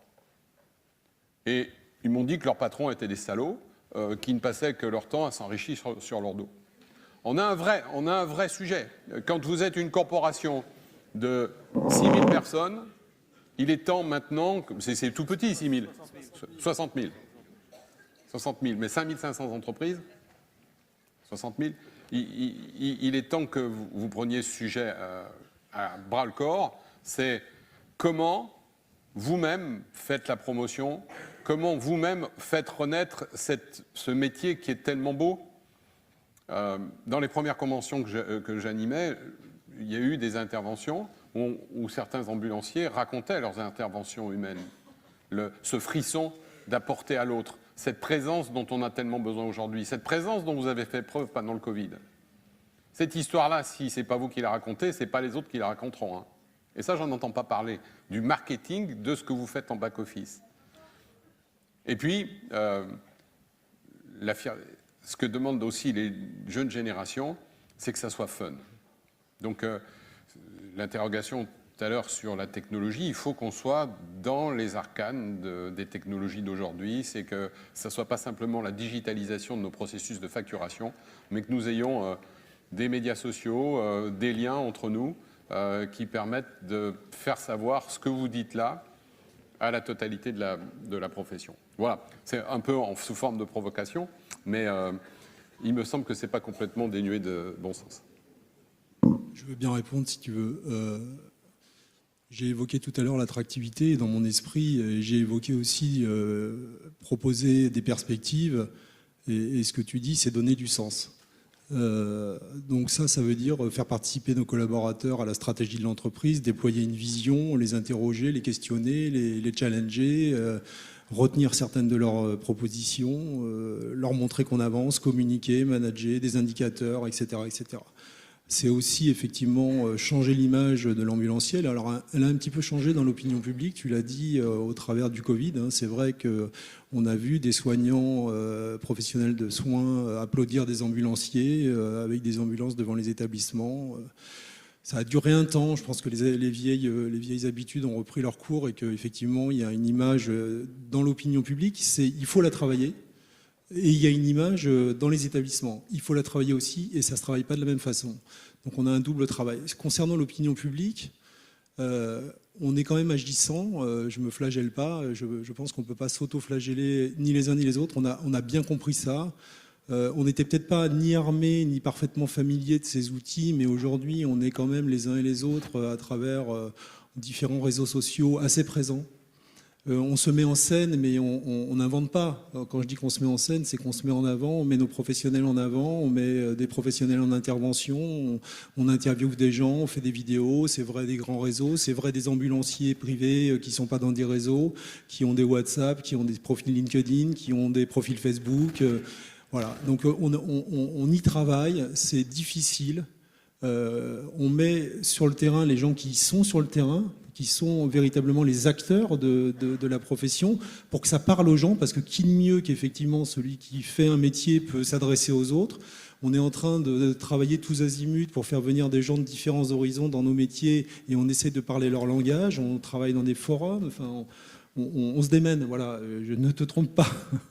On n'est peut-être pas dans un succès total, mais en tout cas on se démène, et effectivement ça demandera un petit peu de temps. Mais ces outils, on se laissait approprier. Effectivement, là aussi où tu as raison, c'est que on travaille avec des jeunes, c'est nécessaire dans nos secteurs, qui doivent composer avec des plus anciens. Donc il y a un conflit de génération, ça c'est très clair. J'employais tout à l'heure l'expression de crise de vocation. C'est pas un mot, à mon avis, trop fort. On a des gens dans l'entreprise qui ont un sens, pour lesquels le métier a du sens. Il n'y a pas besoin de les animer autour de cette question véritablement, même si de fait ça s'entretient. Et il ne faut pas qu'ils s'épuisent moralement non plus, ni psychologiquement, ni physiquement, évidemment. Donc ça, c'est une partie des gens, donc il faut les maintenir à un certain niveau. Et puis, il y a les gens qui sont entrés dans ce métier, il faut bien se le dire, à un certain moment, par défaut. Et puis, parce qu'ils n'avaient pas nécessairement les moyens de faire autre chose. C'est pas grave en tant que tel. Ce qui compte, c'est qu'on le donne ce sens et qu'on les accompagne. Et quand je faisais référence tout à l'heure en disant est-ce qu'on embauche aujourd'hui des ambulanciers? Il n'y en a pas de toute façon. Enfin, je veux dire, il y a un moment, il faut être clair, il faut être lucide. Il n'y en a pas, donc on ne va pas augmenter le nombre d'ambulanciers demain. Donc il faut faire venir des gens, ça a été dit très bien tout à l'heure, qui aujourd'hui ne sont pas dans nos métiers, qui n'ont pas la vision claire de ce que c'est que notre métier. Parce que je ne redis pas ce que j'ai dit tout à l'heure. Il y a l'urgence. Beaucoup de gens viennent pour l'urgence et ils sont souvent déçus. Non pas parce qu'il n'y en a pas, mais parce que ce n'est pas le cœur du métier pour tout le temps et dans toutes les entreprises. Et puis il y en a d'autres qui pourraient, donc ils s'en vont. Ils font 1 ou 2 entreprises, ils voient que c'est pas un peu pareil partout finalement, même s'il y a des degrés évidemment, mais après ils s'en vont et ils quittent la profession. Bon, 7 ans, ça a été dit par Philippe, c'est pas beaucoup effectivement. Pardon, c'est pas beaucoup. Donc ces gens-là, il faut qu'ils viennent et qu'ils trouvent ce pourquoi ils sont venus. Leur quête, il faut qu'elle soit couronnée de succès. Et puis, il y a ceux qui, aujourd'hui, ne maîtrisent pas bien le métier. Et je disais, il y a se prendre soin. Donc, il faut qu'on aille draguer, pardon pour l'expression, mais les carrières sanitaires et sociales. Il faut qu'on aille vers les gens qui font du bénévolat. Il faut qu'on touche beaucoup plus de gens. Et il faut que ces gens-là, on l'a dit tout à l'heure, on les intègre dans nos entreprises. On leur fasse passer peut-être d'abord un auxiliaire ambulancier, puis ensuite un DEA, puis ce qu'a dit Pierre-Yves, en ouvrant des perspectives. Et l'enjeu de la communication, il est fondamental. Tu as complètement raison là-dessus, parce qu'aujourd'hui, et c'est vrai, et ça sera encore vrai demain, on est avec les bonnes vieilles méthodes qui ont fait des désastres et qui vont continuer à le faire.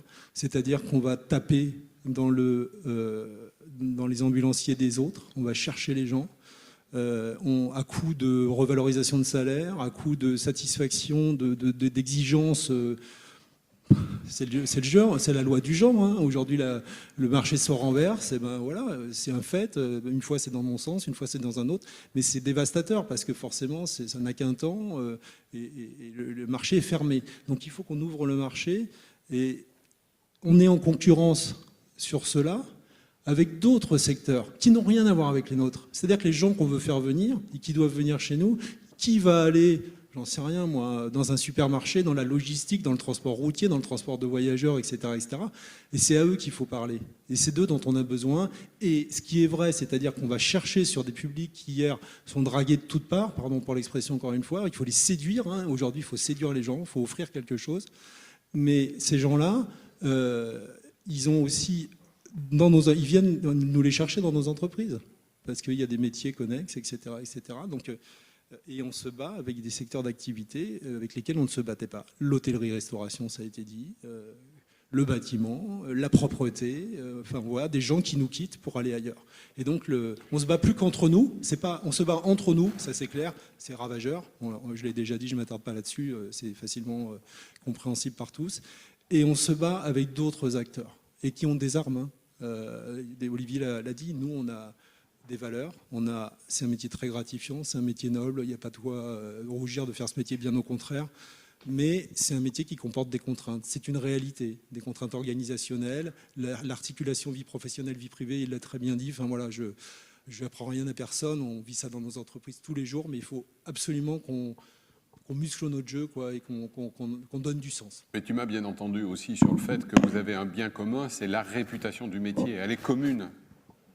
Elle est commune. Et donc, comment vous massifiez, vous drainez vos ressources pour que cette prise de parole dans les médias, au bon endroit, elle soit plus organisée, plus massifiée, parce que la seule chose qu'on ne peut pas déléguer, c'est la promotion de sa propre image. Et là-dessus, c'est juste mon regard, mais je ne vous vois pas.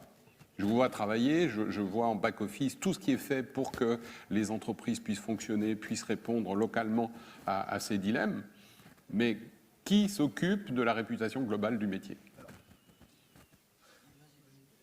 Deux choses, et après je cède la parole à Olivier, mais on a quand même vu nos présidents dans les médias récemment sur différents sujets, avec parfois effectivement des angles d'approche qui étaient un petit peu différents, mais néanmoins dans un même objectif.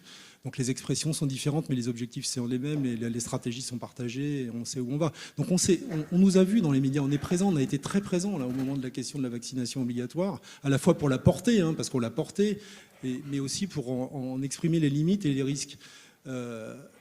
On est présent. Et cette convention, alors je ne suis pas le mieux placé pour parler de ça parce que les présidents le diront mieux que moi, mais l'expression de cette convention, le fait d'être tous ensemble, de réunir des entreprises, de réunir des réseaux qui ont certes des objectifs propres, mais aussi des objectifs communs, qui de mieux qu'une promotion de cette convention, qu'un regard sur le métier, que de communiquer, que de faire savoir qu'on cherche des gens, de déterminer des profils, de faire valoir des valeurs, de donner du sens, qui de mieux que ce type de convention, quoi de mieux que ce type de convention, et quoi de mieux qu'ensuite une expression commune à un certain moment sur des points de convergence, quoi de mieux que ça, quoi, avec une campagne dans les médias, effectivement, de faire connaître le métier. Il y a plein d'autres métiers, quand tu vois l'armée, la campagne de communication qu'elle est capable de faire, à quel point elle est séduisante, quoi. Enfin, c'est franchement, j'aurais 18 ans aujourd'hui, voilà, quoi. Enfin, donc, et on peut donner ça. On peut offrir ça.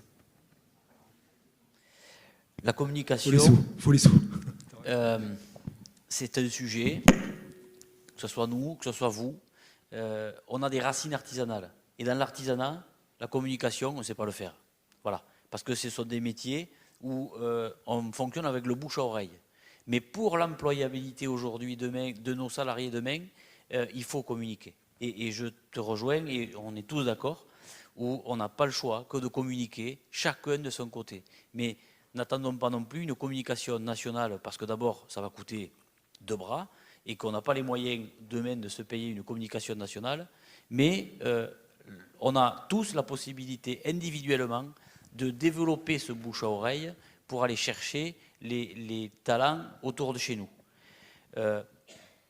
Juste pour compléter, Pierre-Yves a précisé tout à l'heure, dans le cas de ces classifications, l'évolution de ces ambulanciers de demain qui feront un peu plus que ceux qu'ils en font aujourd'hui et du coup seront mieux considérés et mieux rémunérés. Donc ça, c'est un atout.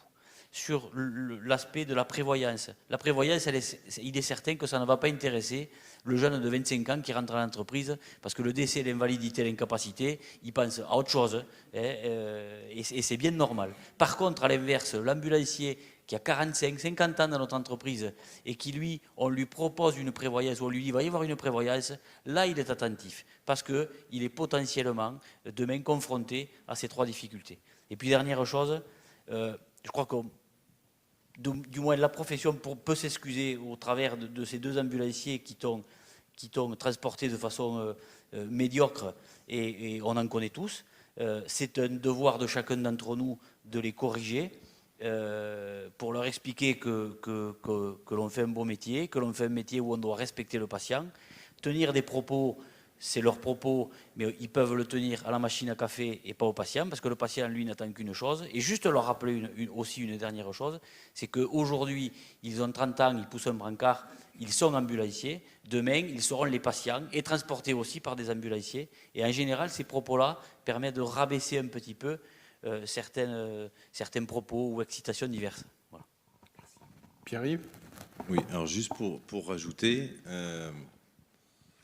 je pense que la meilleure communication qu'on pourra faire, on sait bien de la digitalisation, de faire tout ça, mais la meilleure communication qu'on peut faire, c'est nos ambulanciers sur le terrain. On est quand même un métier non délocalisable, on est proche de la population, bien souvent dans les villes et dans les communes, on remplace les services publics qui disparaissent.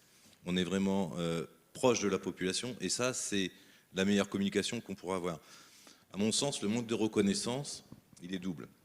Alors effectivement, il y a l'attractivité du métier, les salaires qui sont bas, il faut le reconnaître par rapport à ce qu'on demande comme mission, comme tâche à un ambulancier avec une rémunération proche du SMIC. C'est légitime que les gens quittent le métier, Mais à côté de ça, on n'y est pour rien, on ne maîtrise pas notre tarification, la tarification est conventionnelle. Donc le décideur et le payeur. Donc ça ne peut pas matcher. À un moment donné, on ne peut pas forcément améliorer la reconnaissance qu'on peut avoir de nos ambulanciers. La vraie reconnaissance et la vraie communication, et Philippe Doll l'a reconnu, il l'a compris dans son enquête, c'est la reconnaissance de nos partenaires, c'est la reconnaissance du système hospitalier, c'est quelle est la place de l'ambulancier dans la chaîne des soins. Aujourd'hui, est-ce qu'on reconnaît réellement l'ambulancier dans le parcours hospitalier? Il va falloir le reconnaître à un moment donné, il va falloir considérer que l'ambulancier est un vrai professionnel de santé. Donc ça commence par là, la reconnaissance. C'est quel est le positionnement de l'ambulancier dans le parcours de soins. Est-ce que c'est un simple transporteur ou c'est un professionnel de santé? Donc nos acteurs, comme la DGOS, comme l'assurance maladie, reconnaissent le côté professionnel de santé, mais est-ce que dans les faits, sur le terrain, les acteurs reconnaissent le professionnalisme des ambulanciers, la compétence de l'ambulancier? Donc c'est là-dessus qu'il va falloir vraiment travailler, parce que tant qu'on ne sera pas reconnu par le système hospitalier, nos salariés auront un manque de positionnement et de reconnaissance. Voilà. Et je pense que leur faire comprendre et leur dire que ce sont des professionnels de santé, c'est une vraie reconnaissance et c'est le début du chemin et ça vaut mieux qu'une communication nationale. Parce que quoi qu'il arrive, les gens reconnaissent les ambulanciers.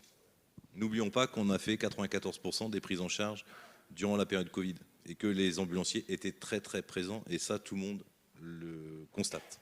Ma question c'est où est-ce que c'est dit, répété? Où est-ce que c'est dit, répété? Parce qu'on ne fait pas d'audience avec des trains qui arrivent à l'heure. Donc tous les exemples qui m'arrivent aux oreilles, moi, ils sont dans l'autre sens.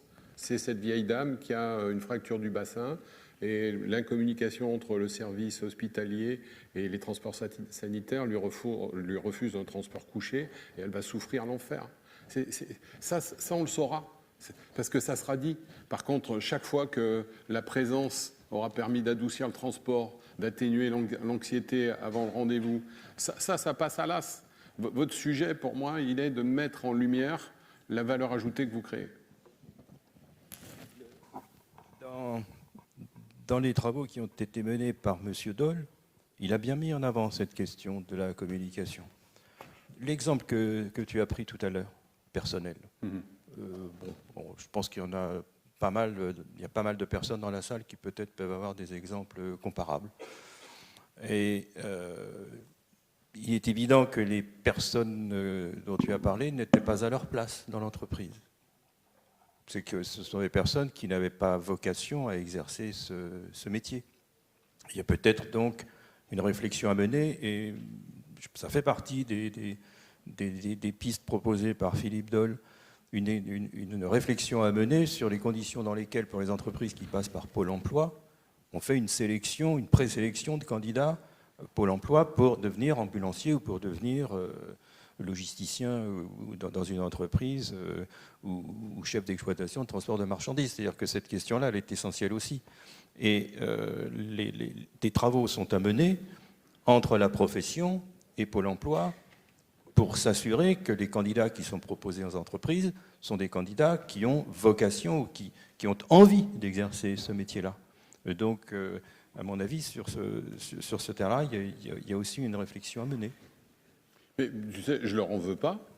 Mais j'étais triste pour eux de devoir faire un travail qui soit aussi désespérant. Et je me suis trouvé bien heureux, moi, de ne pas avoir la même chose dans mon travail. Je leur en veux pas. C'est simplement pour dire, je reviens sur le NPS, le Net Promoter Scoring. C'est-à-dire, si on prend le temps de demander à nos salariés s'ils recommanderaient ce métier, ça va nous donner la réalité de l'état dans lequel ils se trouvent. Mais il ne faut pas, évidemment, il ne faut pas forcément passer par les arcanes habituelles. Mais regardez ça, parce que tant qu'il n'y aura pas eu ce renversement de vision de ce que vous faites parfaitement bien au quotidien, et Dieu sait s'il y en a, et que ça soit porté à la lumière, eh bien, vous aurez de la difficulté à rendre le métier attractif. Et pour le moment, ce que je vois, c'est l'émiettement, beaucoup de travail et de la difficulté à faire reconnaître ce travail, cette valeur ajoutée et ces et ces gestes formidables au quotidien. Il y a des choses qui sont faites dans les entreprises. Quand on a discuté l'autre jour, enfin excusez-moi Gilles, peut-être, non. Quand on a discuté avec les organisations syndicales sur la prévoyance, bon c'est mon thème d'aujourd'hui, donc je reviens dessus, il y avait une interlocutrice FGTE-CFDT qui nous a mis en avant la situation de sa propre entreprise. Si on demande dans la salle, en sondage non, mais anonyme, pour pas gêner les entreprises qui n'ont pas été en capacité d'avancer sur ce terrain-là pour le moment. Si on demande, il est évident que dans cet amphithéâtre, il y a des entreprises qui ont mis en place des dispositifs de prévoyance, qui ont peut-être déjà travaillé sur les classifs, parce que si la profession s'y intéresse, c'est parce qu'effectivement des entreprises ont déjà mené des travaux en la matière. Il y a des rémunérations réelles qui sont décrochées, des rémunérations. L'emploi, 10,25 €, c'est le SMIC. Bon, il se prend 2,2 dans la vue. C'est-à-dire que l'entreprise n'a plus la maîtrise de sa masse salariale. C'est le système automatique de revalorisation du SMIC qui fait le boulot. Bon, les entreprises qui sont là, elles ont fait des avancées sociales. Bon, elles ne sont pas toutes au ras des pâquerettes à montrer du doigt. Alors, effectivement, la communication par les salariés de ces entreprises-là, ça peut être important, mais M. Doll nous le dit, travailler avec les réseaux sociaux. On passe aux questions de la salle ?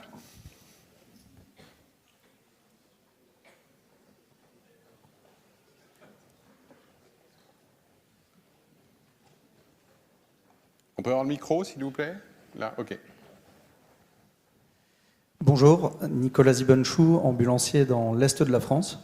Je m'interroge sur un point. Est-ce que nos tutelles ont connaissance réellement de ce problème de fond, de la pénurie d'ambulanciers sur le territoire ? Un petit exemple pour illustrer cela.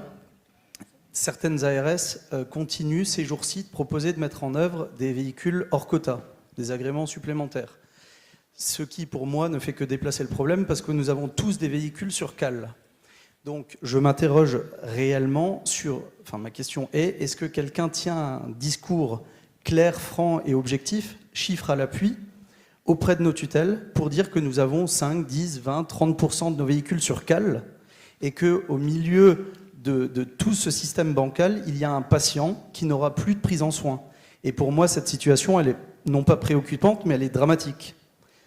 Merci de votre réponse.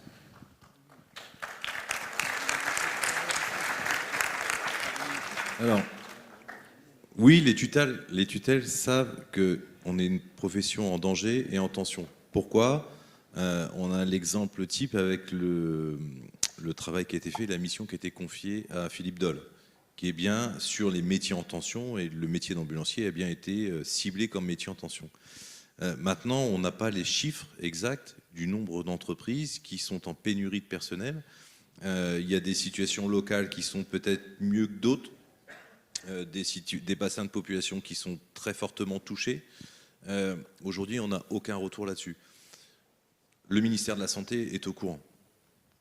Donc la DGOS, logiquement, est censée faire redescendre sur les ARS pour avoir un petit peu plus de latitude dans les éventuelles sanctions qu'ils pourraient donner. Parce qu'aujourd'hui, on est conscient que certaines entreprises ne sont même plus en mesure d'assurer leur participation à la garde ambulancière. C'est catastrophique. C'est catastrophique. On a des sessions de diplômes d'état d'ambulancier avec des quotas, et ça a été une demande aussi qu'on a faite, c'est de demander à supprimer ces quotas en nombre de places dans les sessions. On a des sessions avec des gens qui sortent avec le diplôme, et pourtant, ils ne postulent pas, ils ne rentrent même pas dans le métier. Donc tout ça, ça fait partie des choses, des éléments qu'on est en train de voir. Et dans le cadre de la mission de Philippe Doll, on a eu de longues réunions avec Pôle emploi. On a eu de longues réunions avec le ministère de l'Éducation nationale pour essayer de trouver des pistes, pour essayer de trouver des solutions en urgence. Mais comme je le disais tout à l'heure, notre temps à nous n'est pas le même que celui de l'administration.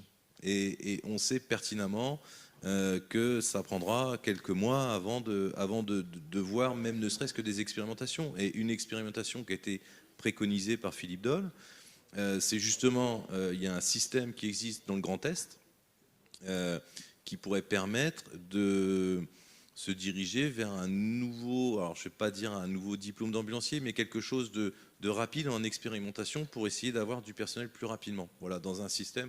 Alors, il nous en a parlé. Aujourd'hui, il va se rapprocher, il va ouvrir des portes. Et c'est l'avantage qu'on a avec Philippe Doll, c'est que c'est quelqu'un qui enfonce les portes et qui a une étiquette en tant qu'inspecteur général honoraire de l'IGAS, qui, quand il pousse les portes, on le reçoit et on l'écoute. Et donc, ça permet de pouvoir avancer.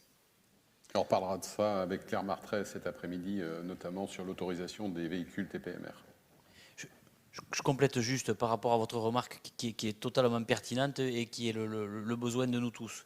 J'ai dit qu'on ne réglerait pas le problème avant 2023. Donc on va avoir toute une année de 2022 où on va continuer à pleurer sur notre sort si on ne trouve pas des solutions plus rapides.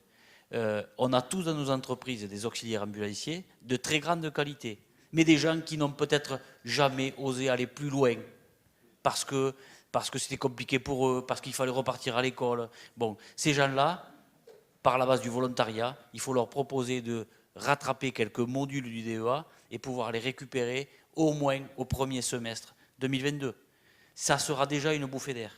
Et on pourra récupérer plus facilement des auxiliaires avec 2 semaines de formation qui pourront compléter et les remplacer. C'est une solution, c'est à mon avis, à notre avis, une solution des plus rapides, mais sur une courte durée. Une dernière question ? Oui. Bonjour, Monsieur Tétard des ambulances Tétard dans le Nord. Il y a plusieurs années, et à chaque fois que j'interviens, je parle toujours de la communication. Ça fait plus de 12 ans que j'en parle. À grande échelle, on voit sur C8, W9, toutes les chaînes où on voit toujours des reportages sur d'autres professions au secours, et nous, jamais. Et je reprends toujours l'exemple, c'est toujours fraude à la sécurité sociale quand on parle de nous dans les journaux. On nous avait promis à la Chambre de faire un reportage, je crois que c'était en 2019, il y a des personnes qui se sont déplacées dans mon entreprise voilà, pour faire ce reportage, pour le monter publiquement, et toujours rien. Et je pense que le point essentiel, c'est vraiment la communication à grande échelle, parce que ce n'est pas la population qui ne savent pas ce qu'on fait au jour le jour, parce qu'on est en contact avec eux, et notamment, vous l'avez dit justement avec le Covid, c'est surtout par rapport à nos instances. Que ce soit la sécurité sociale, les médecins pour les PMT, où il y a des hérésies qui se trament un peu partout, là, comme récemment, où sur les PMT, si ce n'est pas coché, transport partagé, ils redressent des entreprises. Ça va jusque-là qu'on avait soulevé le problème que cette petite croix allait poser des problèmes il y a quelques temps, mais ça, ils ont dit non, vous inquiétez pas, tout va bien se passer. Mais on se rend compte qu'aujourd'hui, ça nous rattrape. Pour les formations, alors il y a un paradoxe entre ce que vous êtes en train de dire. Je sais bien qu'il y a une pénurie de personnes, de DEA, mais entre augmenter nos compétences dans la formation et ensuite de proposer une valorisation des bons auxiliaires, ça peut aussi avoir un paradoxe de ce côté-là. Ensuite, pour les formations internes, moi je forme mon personnel depuis 2015. Tous les mois, ils ont une formation interne qui est faite par un de mes salariés. Le programme qu'on a proposé est fait par donc, des ambulanciers de terrain, qui a été validé par toute l'équipe BusMur, notamment du CH de Dunkerque, pour ne pas raconter n'importe quoi. Et, on aimerait que mon professionnel, mon formateur interne, soit qu'il ait l'autorisation légale de le faire, parce que c'est vraiment de la popote, on va dire entre guillemets. C'est très très compliqué aussi. Est-ce qu'on ne pourrait pas aussi développer des formateurs internes qui pourraient aussi donner un poste complémentaire dans la carrière d'un ambulancier dans les entreprises et qui pourraient faire justement cette formation interne régulière et surtout proche du terrain. Notamment, j'interviens sur des IFA de formation où l'ambulancier intervient juste pour la réglementation qui est assez lourde et un peu chiante, excusez-moi l'expression, mais il n'y a pas d'autre mot. Et ce qui est quand même effarant, c'est que les formateurs dans les écoles de DE n'ont jamais mis les fesses, excusez-moi l'expression, dans une ambulance. D'accord ? Ils vous proposent des techniques qui ne correspondent pas du tout au terrain, et ça donne toujours un paradoxe quand les jeunes DE reviennent dans les entreprises, entre ce qu'on leur a dit et ce qu'on pratique au jour le jour dans les entreprises. Il y a un grand différentiel, et notamment aussi au niveau des urgences. On passe beaucoup de temps sur l'urgence, c'est ce qui est important, les gestes, mais il y a aussi le côté plus transport programmé, aussi qu'on ne met pas assez en avant, et juste trouver un équilibre. Et donc moi je pense qu'il est important que cette communication soit faite nationalement, comme vous avez dit, à juste titre au niveau de l'armée qui a fait une belle promotion.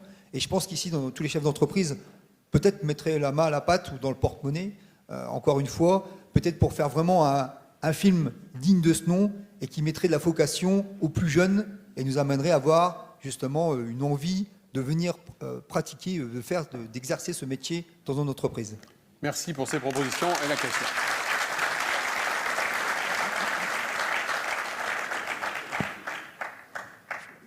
Je pense qu'on se rejoint sur votre dernière prise de position. Effectivement, moi, je partage complètement cet avis à titre personnel. On a intérêt à s'unir et à communiquer sur la profession en général à travers nos fédérations. Ça a été dit, les présidents l'ont exprimé.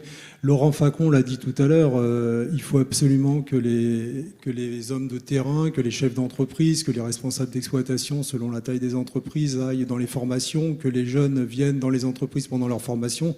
Parce que là aussi, je suis complètement d'accord avec vous, ils découvrent des réalités qui sont très éloignées de ce qu'ils ont pu apprendre en termes de théorie. Mais ça a été dit, on va faire en sorte que ça puisse être le cas. Vous êtes un homme de communication, c'est vrai, je vous vois beaucoup sur les réseaux et ça marche très bien manifestement, donc c'est sympa. Il faut absolument que les entreprises enfourchent ce cheval, ce vélo, enfin, je ne sais pas comment on dit, aillent sur ce terrain de la communication, fassent savoir ce qu'elles font, mettent en avant leurs ambulanciers. Bruno, il a exprimé effectivement une histoire, il a relaté un épisode de sa vie, on en a autour de nous plein. Il a fait état d'un épisode malheureux. On pourrait tous ici, et on a tous de multiples exemples, où on pourrait au contraire relater des exemples heureux, des prises en charge particulièrement réussies, des gens extrêmement investis, de quoi s'enorgueillir, être fier de notre métier. Et ce sont ces gens-là qu'il faut mettre en avant. Je disais tout à l'heure, faire venir les bonnes personnes, leur donner de la perspective, les faire ensuite aller vers autre chose si on est à un certain moment limité. Et dans un contexte qui n'est pas du tout propice à ce type d'attitude, savoir aussi dire aux gens, mais t'es pas fait pour ça. T'es pas fait pour ça. Alors, savoir dire t'es pas fait pour ça, c'est pas juste t'es pas fait pour ça, faut que tu décides de t'en aller. C'est t'es pas fait pour ça, je prends l'initiative de te faire partir. Parce que tu donnes une mauvaise image de mon métier, tu donnes une mauvaise image de mon entreprise, tu donnes une mauvaise image de tes collègues, tu fais en sorte que ça marche pas bien dans l'entreprise. C'est des décisions difficiles, c'est des risques judiciaires, c'est douloureux pour le chef d'entreprise, c'est douloureux, mais c'est aussi de la responsabilité du chef de l'entreprise de prendre ce type de décision. C'est d'autant plus difficile dans le contexte qu'on connaît actuellement, parce qu'évidemment, vu la tension sur le métier, eh bien, on est toujours un petit peu frileux sur ces sujets, mais si on ne le fait pas, on va discréditer notre métier, on va décrédibiliser nos professionnels, on va décontenancer les gens qui s'investissent, on va les démoraliser, et ce sont eux qui partiront. Ce ne sont pas ceux qui font n'importe quoi. Donc voilà, moi je suis aussi sur ce terrain-là. Tu as dit le quadriptyque, les 4 F, voilà, il y a aussi ça qu'on n'a pas dit. C'est important. Alors il ne faut pas devenir un employeur complètement brutal et réac. Il faut aussi accepter qu'on a tous des moments de mou, qu'on peut être moins bien, donc il faut être tolérant, il faut être bienveillant. On doit être un métier bienveillant, on est dans la bienveillance, mais on doit aussi être dans l'engagement et dans la rigueur. Voilà, je conclue là-dessus. Alors, premier exercice.